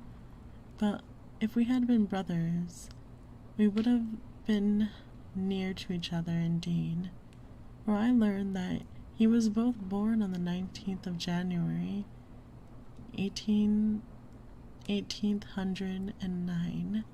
This seems strange and a wonderful thing. In the first part of my story, I spoke about my life at my first school and about the other boys whom I gained firm control. But there was one boy who would not follow my commands, who would not do as I told him, and as the other boys did. His name was the same as mine, William Wilson, even though he did not belong to my family in any way. He seemed to feel some love for me. And had entered the school the same day as I did. Many of the boys thought we were brothers. I soon discovered that he had been born on the same day, January 19th, 1809. Wilson continued his attempts to command me, while I continued my attempts to rule him. The strange thing is that, although I did not like him, I could not hate him. We had a battle nearly every day, it is true. In public it would seem that I had been proved the stronger, but he seemed somehow able to make me feel that this was not true and that he himself was stronger. Nevertheless, we continued to talk to each other in more or less friendly way, that if we had met at another time or place, or might we have become friends. It is not easy to explain my real feelings towards him. There was no love, and yet there was no fear. Yet I saw something to honor in him, and I wanted to learn more about him. Anyone experienced in human nature will not need to be told that Wilson and I were together. This strange appearance of friendship, although we were not friends, caused no doubt the strangeness of the battle between us. I tried to make the others laugh at him. I tried to give him pain while seemingly to play a light-hearted game. My attempts were not always successful, even though my plans were all well made. There was much about his character that simply could not be laughed at. I could find indeed but one weakness. Perhaps he had been born with it, or perhaps it had come from some illness. No one but me would have made any use of it against him. He was able to speak only in a very, very soft, low voice. This weakness I never failed to use in any way that it was in my power. Wilson could fight back, and he did. There was one way he had of troubling me beyond measure. I had never liked my name. Too many people had the same name. I would have rather had a name that had not been so often heard. The word sickens me. When on the day I arrived at school, a second William Wilson came also. I felt angry with him for having the same name. I knew I would have to hear the name each day and a double number of times. The other Wilson wait, I have to hydrate. The other William Wilson would always be near. The other boys often thought that my actions and my belongings were his and his were mine. Oh, that kind of sucks. Imagine having to share, like, your name and then, like, people get you mixed up all the time and they go like, hey, is this William Wilson's bag? Not you, the other William Wilson. My anger grew stronger with every happening that showed that William Winsome and I were alike, in body or in mind. I had not then discovered the surprising fact that we were of the same age. That's creepy. But I saw that he were of the same height, and I saw that in form and in face we were also much the same. Nothing could trouble me more deeply, although I tried to keep it tried to keep everyone from seeing it. Ow. And then to hear anyone say anything about the likeness between us, of mind or in body or anything else. But in truth, I had no reason to believe that this likeness was ever noticed by our schoolfellows. He saw it, and as clearly as I did, I knew well he discovered that in his likeness that could always find a way of troubling me. This proved the more than usual sharpness of his mind. His methods, which was to increase the likeness between us, lay both in words and in actions, and he followed his plan very well indeed. It was easy enough to have clothes like mine. He easily learned to walk and move as I did. His voice, of course, could not be as loud as mine, but he made his manner of speaking the same. Almost like he wants to become him. How greatly this most careful picture of myself troubled me, I will not now attempt to tell. It seemed that I was the only one who noticed it. I was the only one who saw Wilson strange and knowing his smiles, pleased with having produced in my heart the desired result. He seemed to laugh within myself and care nothing that no one would laugh with him. I had already spoken of how he seemed to think that he was better and wiser than I. He tried to guide me, and he would often try to stop me from doing things I had planned. He would tell me that what I should not do, and he would do this not so openly, but in a word or two in which I had to look for the meaning. As I grew older, I wanted less and less to listen to him. As it was, I could not be happy under his eyes that always watched me. Every day I showed more and more openly that I did not want to listen to anything he told me, and said that in the first years, when we were in school together, my feelings might have easily been turned into friendship, but in the later months, although he had talked to me less often, I almost hated him.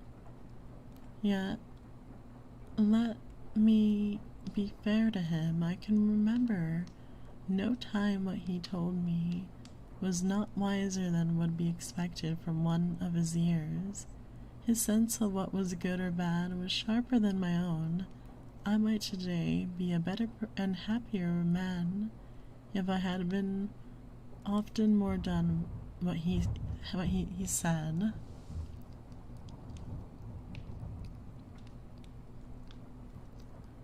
Doppelgangers are real. They say that if you meet one in reality, you have to be very careful because you cannot touch them, because if you touch them, you may alter a change in the universe where your lives swap, and slowly you will be living a somewhat similar situation as them in their life, and they will be living a similar situation as you in your life. Spooky. It was about the same period, if I remember rightly, that by the chance he acted more openly than usual, and I discovered in this matter something that deeply interested me. Somehow he brought to mind pictures of my earliest years. I remembered it seemed things I could not have remembered. These pictures were wild, half-lighted, but not clear. But I felt that very long ago, I might have known this person standing before me. This idea, however, passed as quickly as it had come. It was on the same day that I had my last meeting at the school with this other strange William Wilson. That night when everyone was sleeping, I got out of my bed with a light in my hand and I went quietly through the house to Wilson's room. I had been long thinking of another of those plans to hurt him, with which I had until then little success. It was my purpose now to begin to act according to this new plan. Having reached his room, I entered without a sound, leaving the light outside. I had advanced a step and listened. He was asleep. I turned and took the light and again went to the bed and looked upon his face. The coldness of ice filled my whole body. My knees trembled and my whole spirit was filled with horror. I moved the light nearer to his face. Was this the face of William Wilson? I had saw indeed that it was, but I trembled as if with sickness, as I imagined that it was not. What was there in his face to trouble me so? What was there in his face to trouble me so? I looked, and my mind seemed to turn in circles in the rush of my thoughts. It was not like this, surely not like this, that he appeared in the daytime. The same name, the same body, the same day that we came to school. And then there was his use of my way of walking, my manner of speaking. Was it in truth humanly possible that what I now saw was the result, and the only result, of his continued efforts to be like me? Filled with wonder and fear, cold and trembling, I put out the light. In the quiet darkness, I went from his room. Without waiting 1 minute, I left that old school and never entered it again.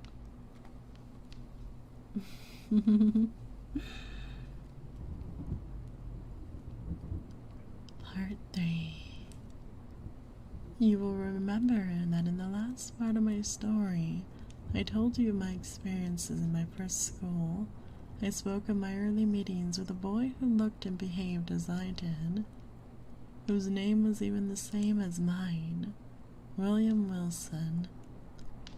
I told of the night when I went to Wilson's room with a plan to hurt him, and what I saw that night so frightened me that I left the room and the school forever.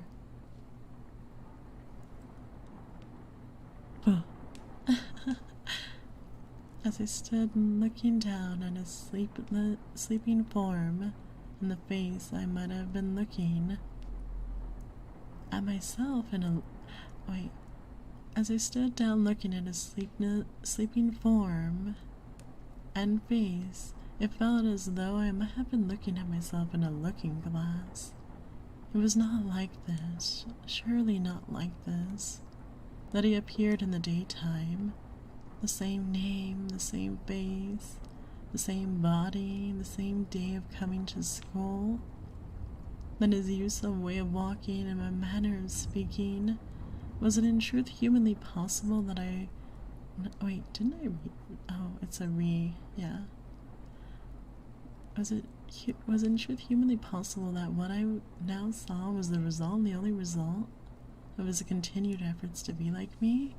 Afraid I left the old school and never entered it again. After some months at home doing nothing, I went to study at the famous school called Eton. I had partly forgotten my days at the other school. At least my feelings about those days had changed. The terrible truth of what happened there was gone. Now I doubted what I remembered. Now I called this subject into my mind, only to smile at the strength of the strange ideas and thoughts I once had.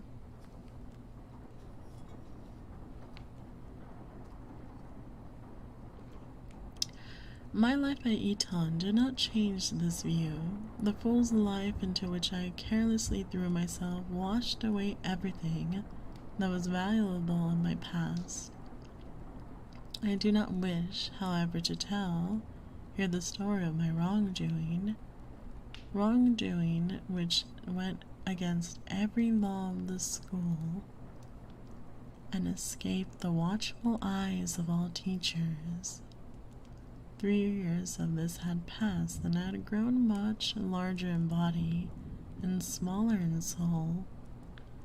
3 years of wrongdoings had made me evil. One night I asked a group of friends who were as evil as I to come to a secret meeting in my room. We met at a late hour. There was a strong drink, and were games of cards and loud talking until the new day began appearing in the east. Warm with wine and with the games of chance, I was raising my glass to drink in honor of some especially evil idea, when I heard the voice of a servant outside the room. He had said that someone had asked to speak with me in another room. I was delighted. A few steps brought me into the hall of the building.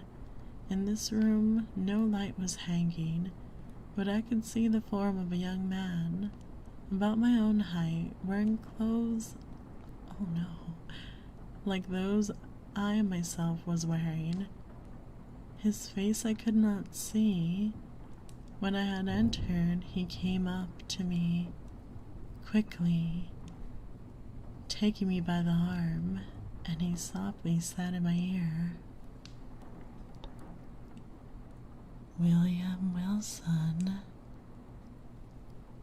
There was something in the manner of the stranger, and in the trembling of his uplifted finger, which made my eyes open wide, but it was not this which had so strongly touched my mind and heart.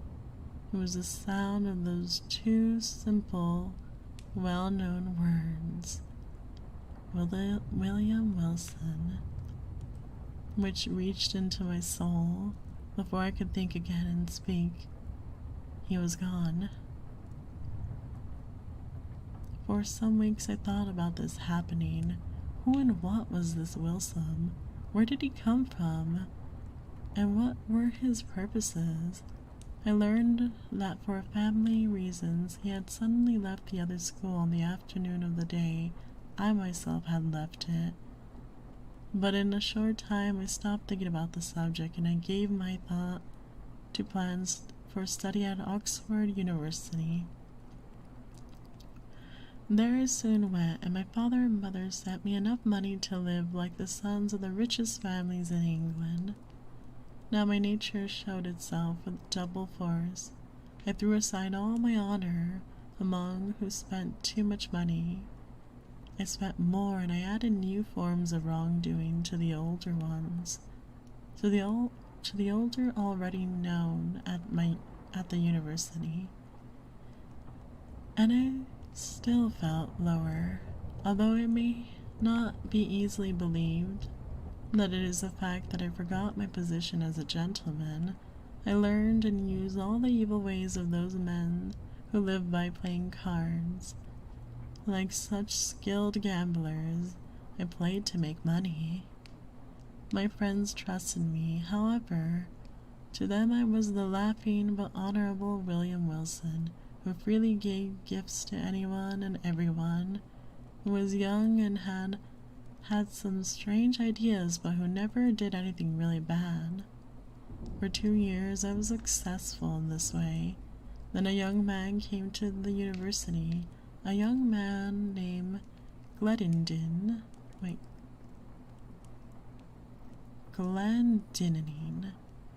who people said had quickly and easily become very rich. I soon found him of weak mind. This, of course, made it easy for me to get his money by playing cards. I played with him often.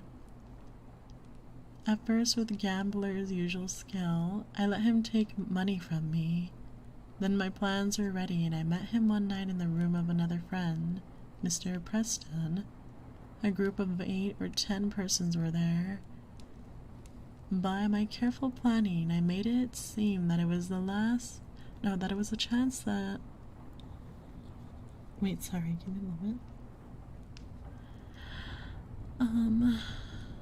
By my careful planning, I made it seem that it was a chance that stared us playing cards. In fact, it was Glenenden himself who first spoke of a card game. We sat and played far into the night, and at last the others stopped playing. Glenenden and I played by ourselves while the others watched. The game was the one I liked the best, a game called Écarté. Glenenden played with a wild nervousness that I could not understand, but it was caused partly, I thought, by all the wine he had been drinking. In a very short time, he had lost a great amount of money to me. Now, he wanted to double the amount for which we played. This was as I had planned, but I made it seem that I did not want to agree. At last I said yes. In an hour he had lost 4 times as much money as before. For some reason his face had become white, and I had thought him so rich that losing money would not trouble him, and I believed this whiteness. This paleness was the result of drinking too much wine. Now fearing what my friends might say about me, I was about to stop the game when his broken cry and wild look in his eyes made me understand that he had lost everything he owned. Weak of mind and made weaker by wine, he should have been allowed to play that night. He should have never been allowed to play that night. But I had not stopped him. I had used his condition to destroy him. The room was very quiet. I could feel the icy coldness in my friends. What I would have done I cannot say, for at that moment the wide, heavy doors of the rooms were suddenly opened. Every light in the room went out. But I had seen a man had entered. He was about my own height, and he was wearing a very fine long coat. The darkness, however, was now complete, and we could feel only that he was standing among us. Then we heard his voice in a low, soft, never to be forgotten voice, which I felt deep in my bones. He said, "Gentlemen, I am here only to do my duty. You cannot know true character of the man who has tonight taken a large amount of money from Mr. Glenenden. Please have him take off his coat and then look in it very carefully." While he was speaking, there was not another sound in the room, and when he ended, he was gone.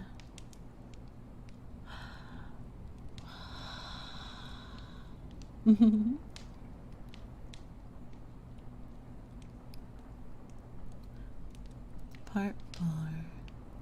As I ended the last part of my story, I was speaking of the terrible evening which I played cards with a young gentleman called Glenenden. We were in the room of one of my friends at Oxford University. I had just realized that the young man, weak of mind and weakened by wine, had allowed me to win from him everything he owned. I was still trying to decide what I should do, when, as I said, the wide, heavy doors of the room were suddenly opened. Oh, okay, this is a reread. While he was speaking, there was not another... Okay, I said yeah. Okay. Shall I tell what I felt? Need I say that I was afraid, that I felt the sick fear of those who judged me forever wrong? Many hands held me, lights were brought, my friends looked in my coat, in it they found all the high cards, the valuable cards needed to win, in the game that we had been playing. Secretly using these cards, I could have taken the money of anyone who played a game with me. Mr. Preston and those sorry. Wait, I should turn that off. But I'm sorry, chat. What? There you go.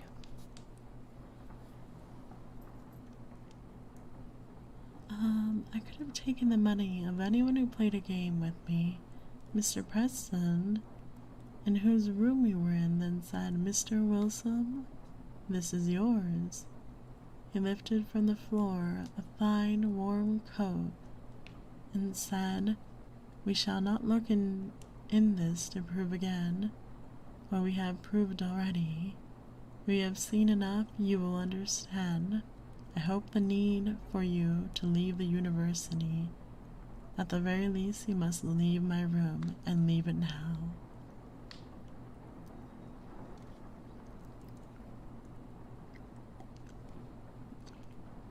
Down in the dust though my spirit was, I might have tried to strike him for those words, if at a moment I had not noticed something very surprising.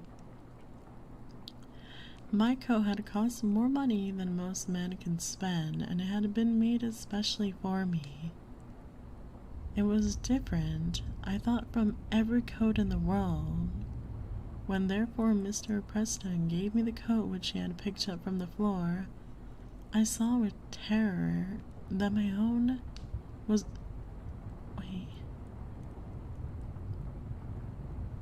When therefore Mr. Preston gave me the coat which he had picked up from the floor, I saw with terror that my own was already hanging on my arm, and that the two were alike in every way.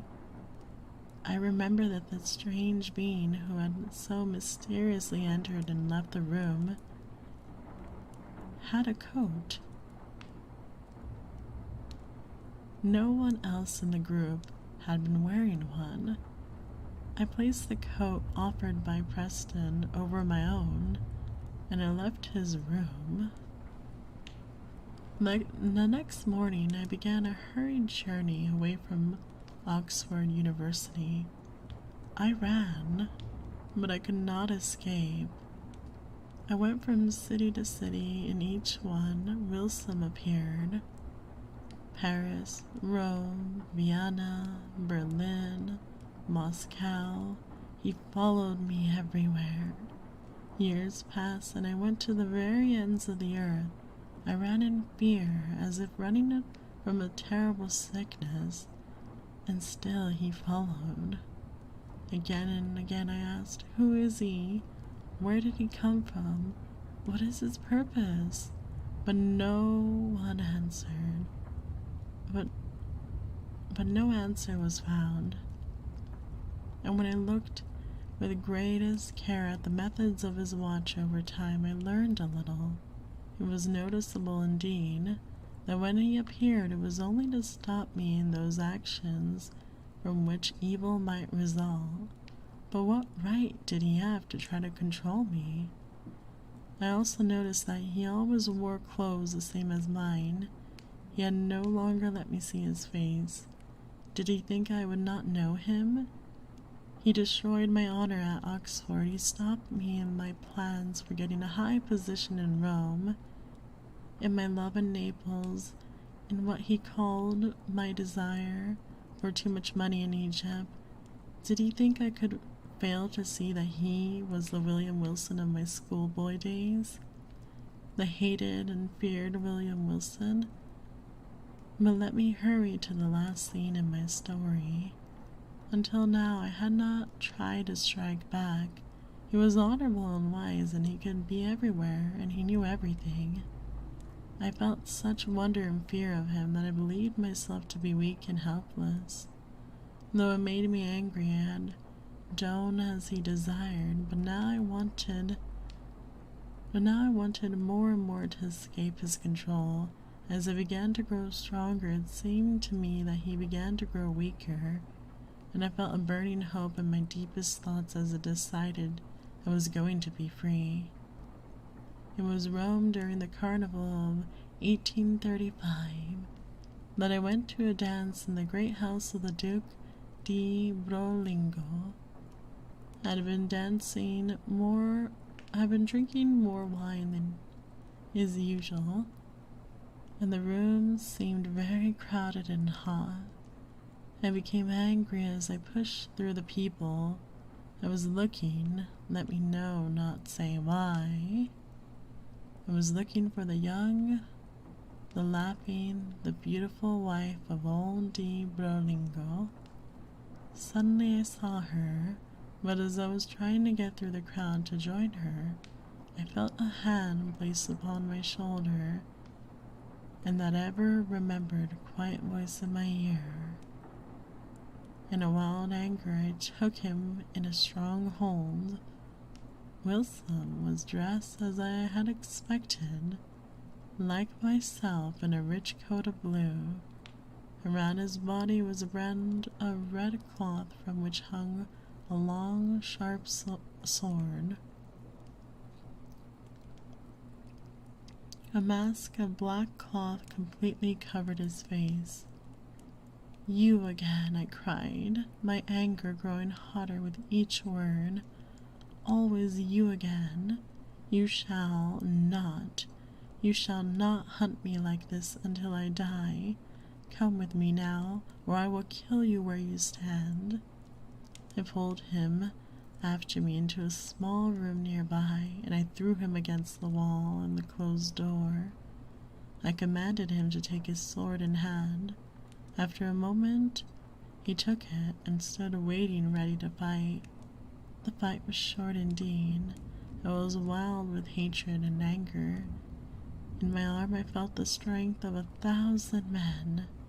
In a few moments I had forced his back against the wall, and he was in my power.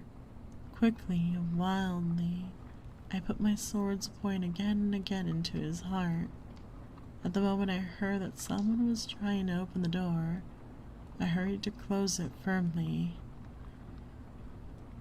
and then turned back to see my dying enemy. But what human words could tell the surprise, the horror which filled me at the scene that I saw. The moment in which I had turned to close the door had been long enough. It seemed for a great change to come at the far end of the room. A large mirror, a looking-glass, or so it seemed to me, now stood where it had not been before. As I walked towards it in terror, I saw my own form, all spotted with blood, its face white, advancing to meet me with a weak and uncertain step. So it appeared, I say, but was not. It was my enemy. It was Wilson, who stood before me in the pains of death. His mask and coat lay upon the floor. In his dress and in his face there was nothing which was not my own. It was Wilson. But now it was my own voice I heard, and he said, "I have lost, and now on you are also dead, dead to the world, dead to heaven, dead to hope. In me you lived, and in my death, see by this face with your own how wholly, how completely you have killed yourself." The end.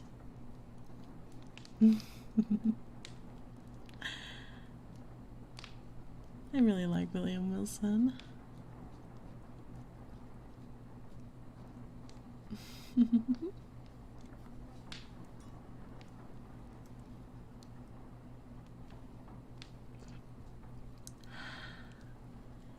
Jo's work is really interesting, but some stories I like more than others. There are still many stories of him that I have not read yet.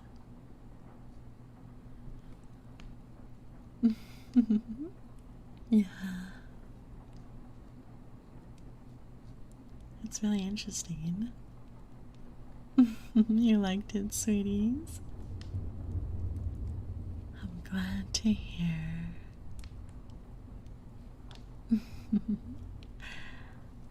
Alright. I think we can have time to read one more story. It cannot be, sadly,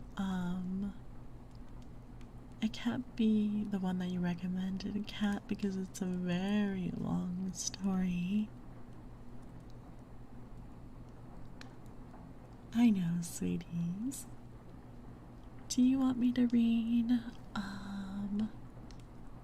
The Raven, The Black Cat, or a story called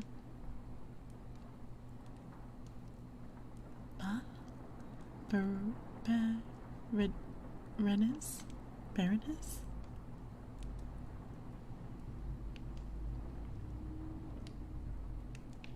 I don't know which one I should read.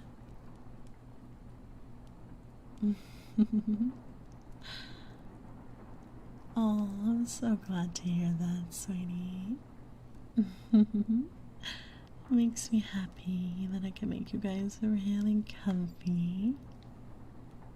It's also why I want to keep doing YouTube ASMR streams, because I know that these VODs can be saved into a playlist and you can play them. You can fall asleep to them. Definitely want to read more stories. I love reading, even though I'm not that good at it.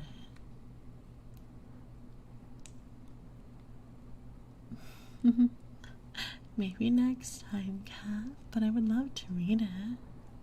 You want to read The Black Cat? I don't think I remember reading The Black Cat. Give me a second to look it up.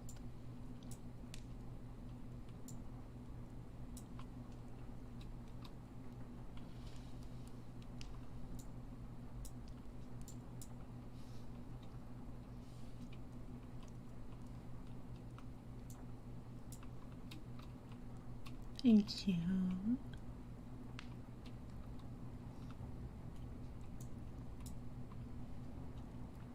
There we go. Just trying not to type too loudly.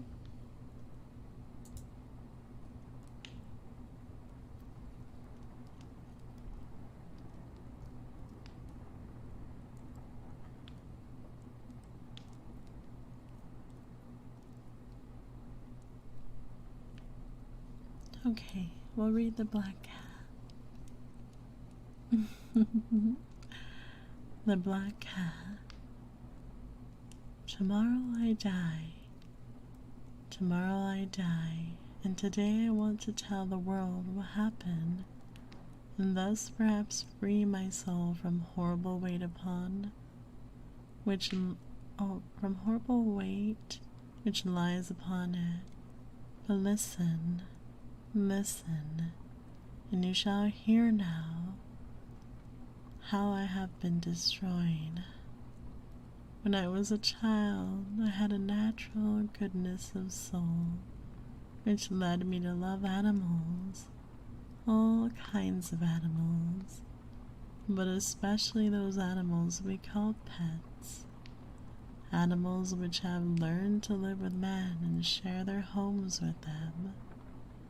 There is something in the love of these animals which speaks directly to the heart of the man, who has learned from experience how uncertain and changeable is the love of other men.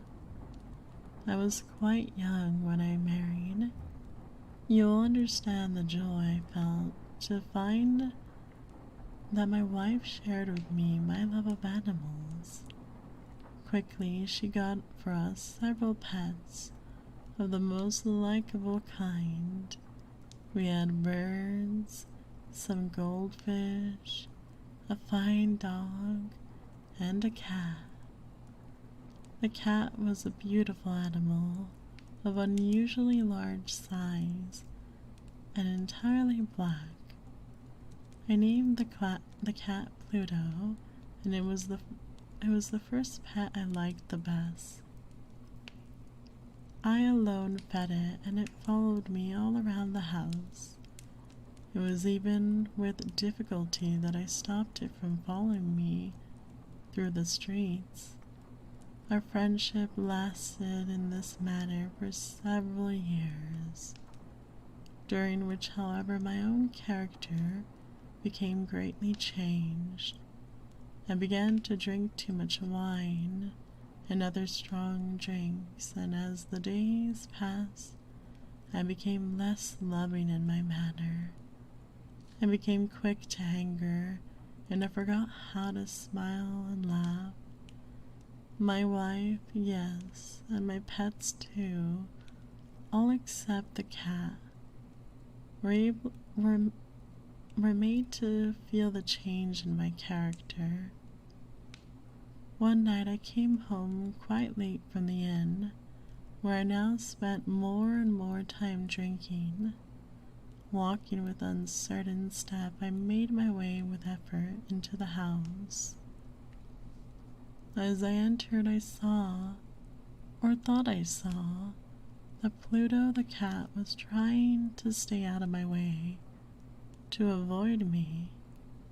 This action by an animal which I had thought still loved me made me angry beyond reason. My soul seemed to fly from my body. I took a small knife out of my coat and opened it. Then I took the poor animal by the neck, and with one quick movement, I cut out one of its fear-filled eyes. Slowly, the cat got well, and the hole where its eyes had been was not a pretty thing to look at. It is true, but the cat no longer appeared to suffer any pain. As might as expected, however, it ran from me in fear whenever I came near. Why should it not run? Yet this did not fail to anger me. I felt growing inside myself a new feeling. Who was not 100 times found himself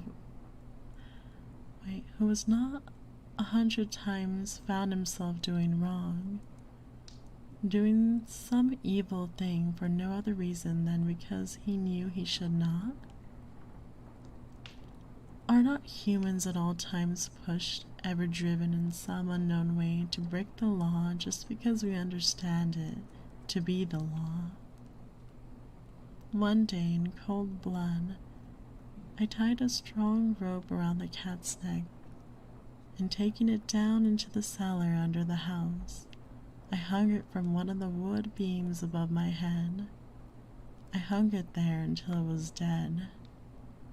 I hung it there with tears in my eyes, and I hung it there because I knew it had loved me, because I felt it had given me no reason to hurt it, because I knew that my doing was so wrong, so great a sin, so deadly that it would place my soul forever outside the reach of the love of God.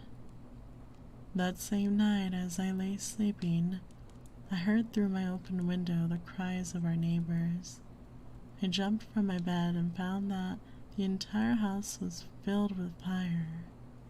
It was not only the great difficulty that my wife and I had escaped, but there we were out of the house.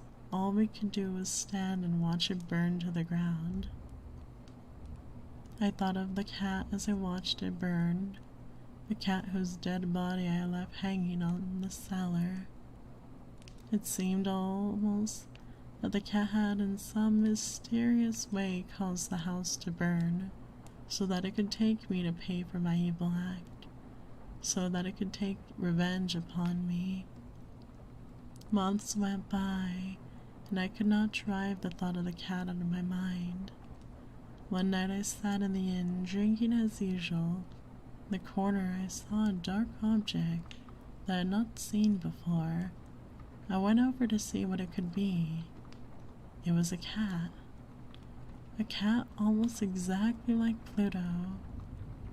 I touched it with my hand and petted it, passing my hand softly along its back. The cat rose and pushed its back against my hand. Suddenly, I realized that I wanted the cat. I offered to buy it from the innkeeper, but he claimed that he had never seen the animal before. As I left the inn, it followed me, and I allowed it to do so. It soon became a pet of both my wife and myself. The morning after, I brought it home. However, I discovered that this cat had only one eye, just like Pluto. How was it possible that I had not noticed this before the night before? This fact only made my wife love the cat more, but I myself found a feeling of dislike growing in me. My growing dislike of the animal only seemed to increase its love for me. It followed me everywhere, always. When I sat down, it lay under my chair. When I stood up, it got between my feet and nearly made me fall. Whenever I went, it was always there, and at night I dreamed of it, and I began to hate that cat. One day my wife called me.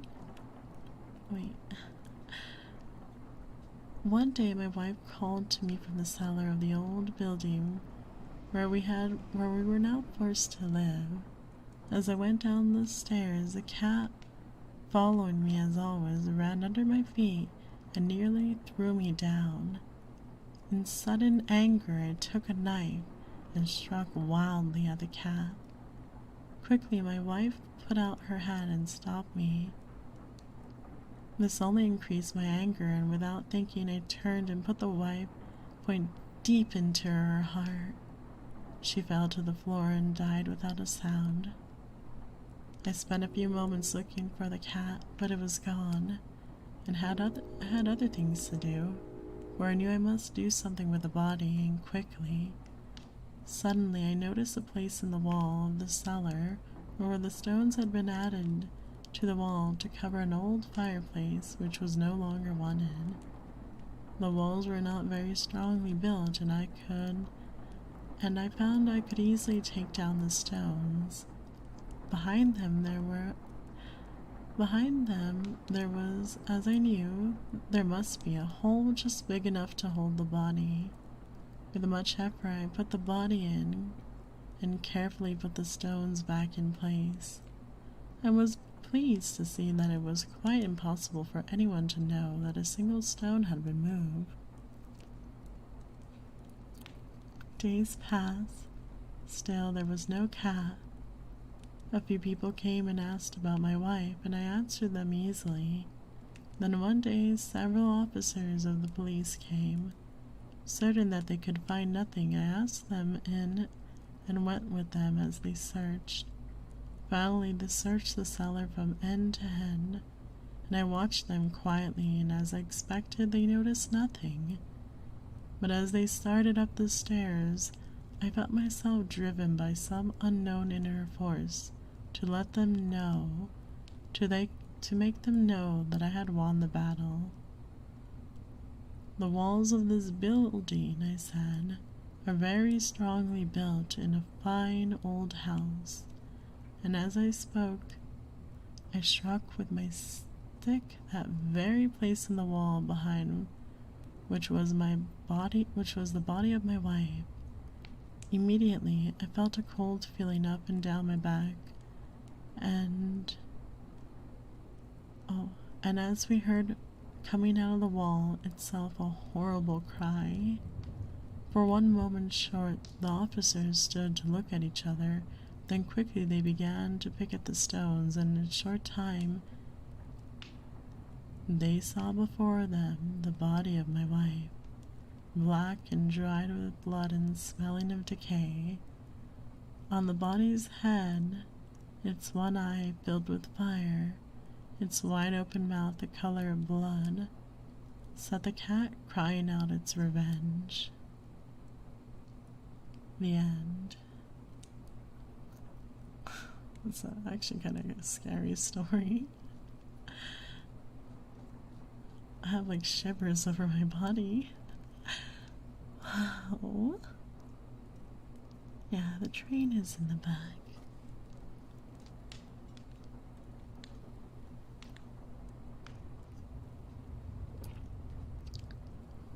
I never read this one before.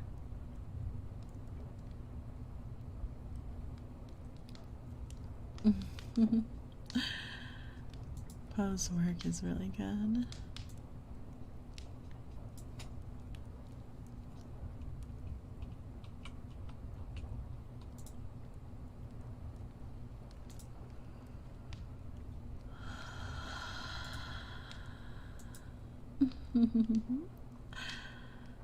Oh my.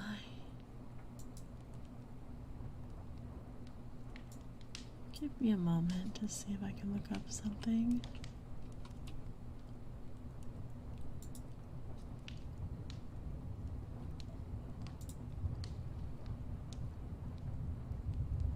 Alright.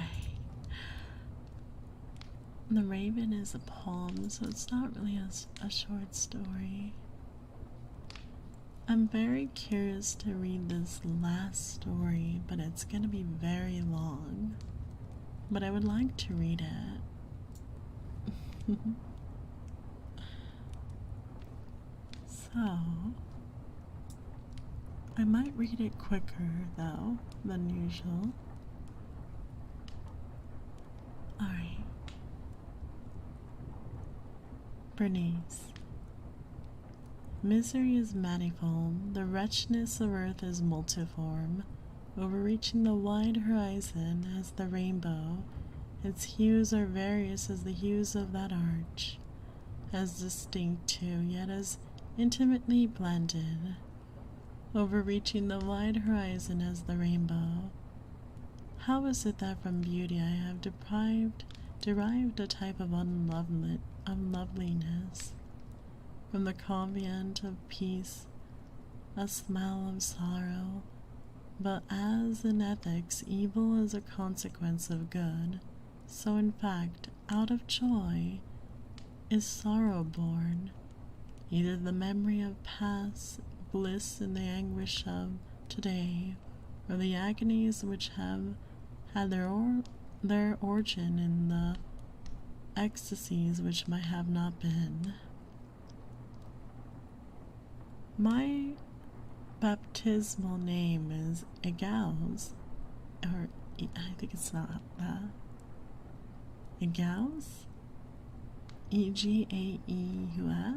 I don't know how to say that. That is my family I will not mention, yet there was no towers in the land more time-honored than my gloomy, grey, hereditary halls. Our line has been called a race of visionaries, and in many striking particulars in the character of the family mansion, in the fricas, I don't know, something, of the chief saloon, in the tapestries of the dormitories, in the cheseline, whatever, of the, oh my god, here's one of these stories with all these complex words. But more especially in the very particular nature of the library's contents, there is more than sufficient evidence to warrant the belief. The recollections of my earliest years are connected with that chamber, and with its volumes, of which latter I will say no more. Here died my mother. herein was I born. Herein, my bad, was I born. But it was a mere idle. It was a mere idleness to say that I have not lived before, that the soul has no previous existence. You deny it? Let us not argue the matter. Convince myself I seek not to convince. There is, however, a remembrance of aerial forms, of spiritual and meaning eyes, of sounds musical yet sad, a remembrance which will not be excluded, a memory like a shadow, a vague, variable, indefinite, unsteady, and like a shadow too in the impossibility of getting rid of it while the sunlight of my reason shall exist. Whoa, this story is complex. What?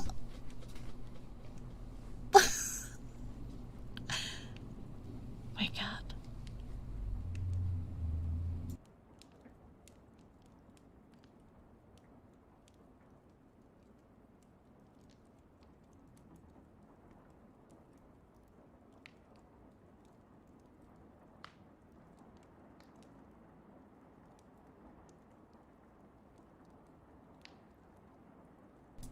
Did I scare you?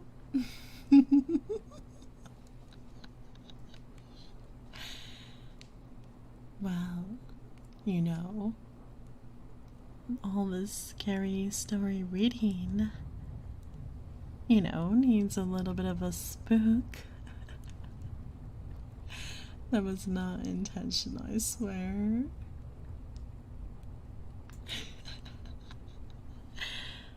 Boo.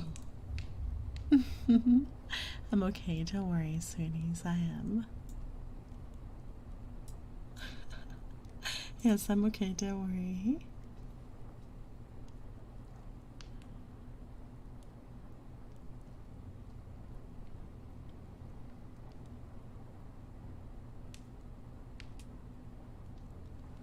So, I would love to read this story, but I think it's too complex for me. I won't be able to read it. Maybe someday I might be able to read it, but for now, for sure, I won't be able to read it. If you're interested, though, it's by Edgar Allan Poe. It's called, Bernice, I think so. I think it's called Bernice. I hear it's a little spooky, but it's very complex in its nature to understand. And lots of big words, but mostly it's just like a lot of rambling, and it's kind of like something I can't explain. You would have to read it in your own time. I'm sorry, everyone. I'm sorry that I woke you up, sweeties. Oh. Oh, Shadow. Anyway, I think that it's 5 a.m. now, so I think it's good and safe to say we can end the stream now. I hope you enjoyed the somewhat not really scary. It was just a little spooky in its own way, but not really. Like I said, Poe's work focuses more on like human psyche and more realistic things like murder and things like that. Not so much ghosts or like vampires or anything like that, but it's one of my favorite darker stories to read, and Sleepy Hollow is a really good story. It's just very long. Thank you guys so much for coming by. Thanks so much. And I hope that you were able to get a little comfy. I didn't want to pick anything super, super, super scary because it's nice to appreciate like older literature, like Poe's work. It's really nice to go back and read it and re-experience. Like, he was really good with some things like that. And there's still lots of stories that we haven't read from him. But I hope you enjoyed it, sweeties. And I had a lot of fun. I'm sorry that my English is not the best, but I still enjoyed reading to you guys. I will always enjoy reading to my adorable, sweet stargazers.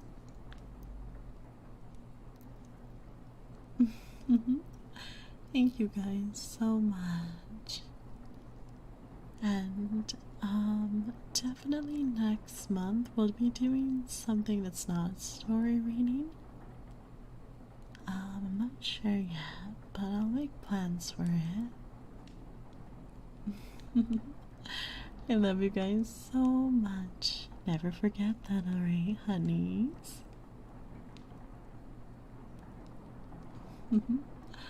Yeah. Poe's work is literature that is something that, how do I explain? Like, English teachers love to introduce, you know, their classmates to his work. I really like Poe's work though.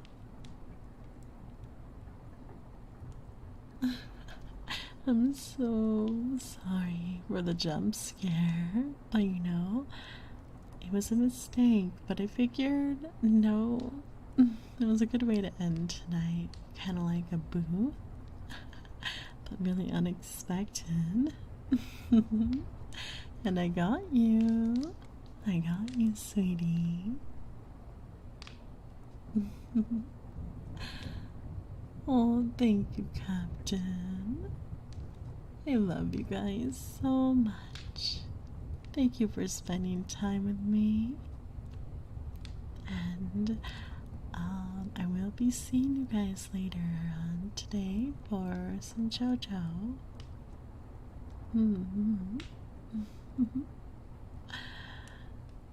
So I hope that everyone has a wonderful day, okay? Wonderful Saturday and Sunday as well. Love you guys. Never forget that, okay, sweeties? I know, right, Shadow?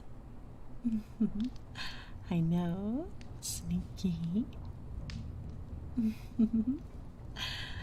Oh, let me give you a nice hug.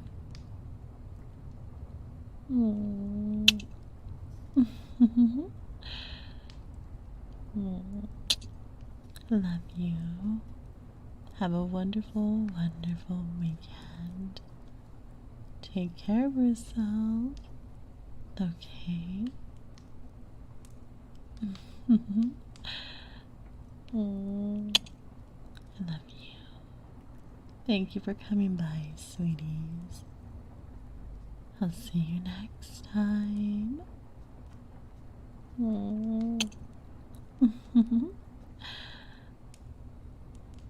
Bye, everyone.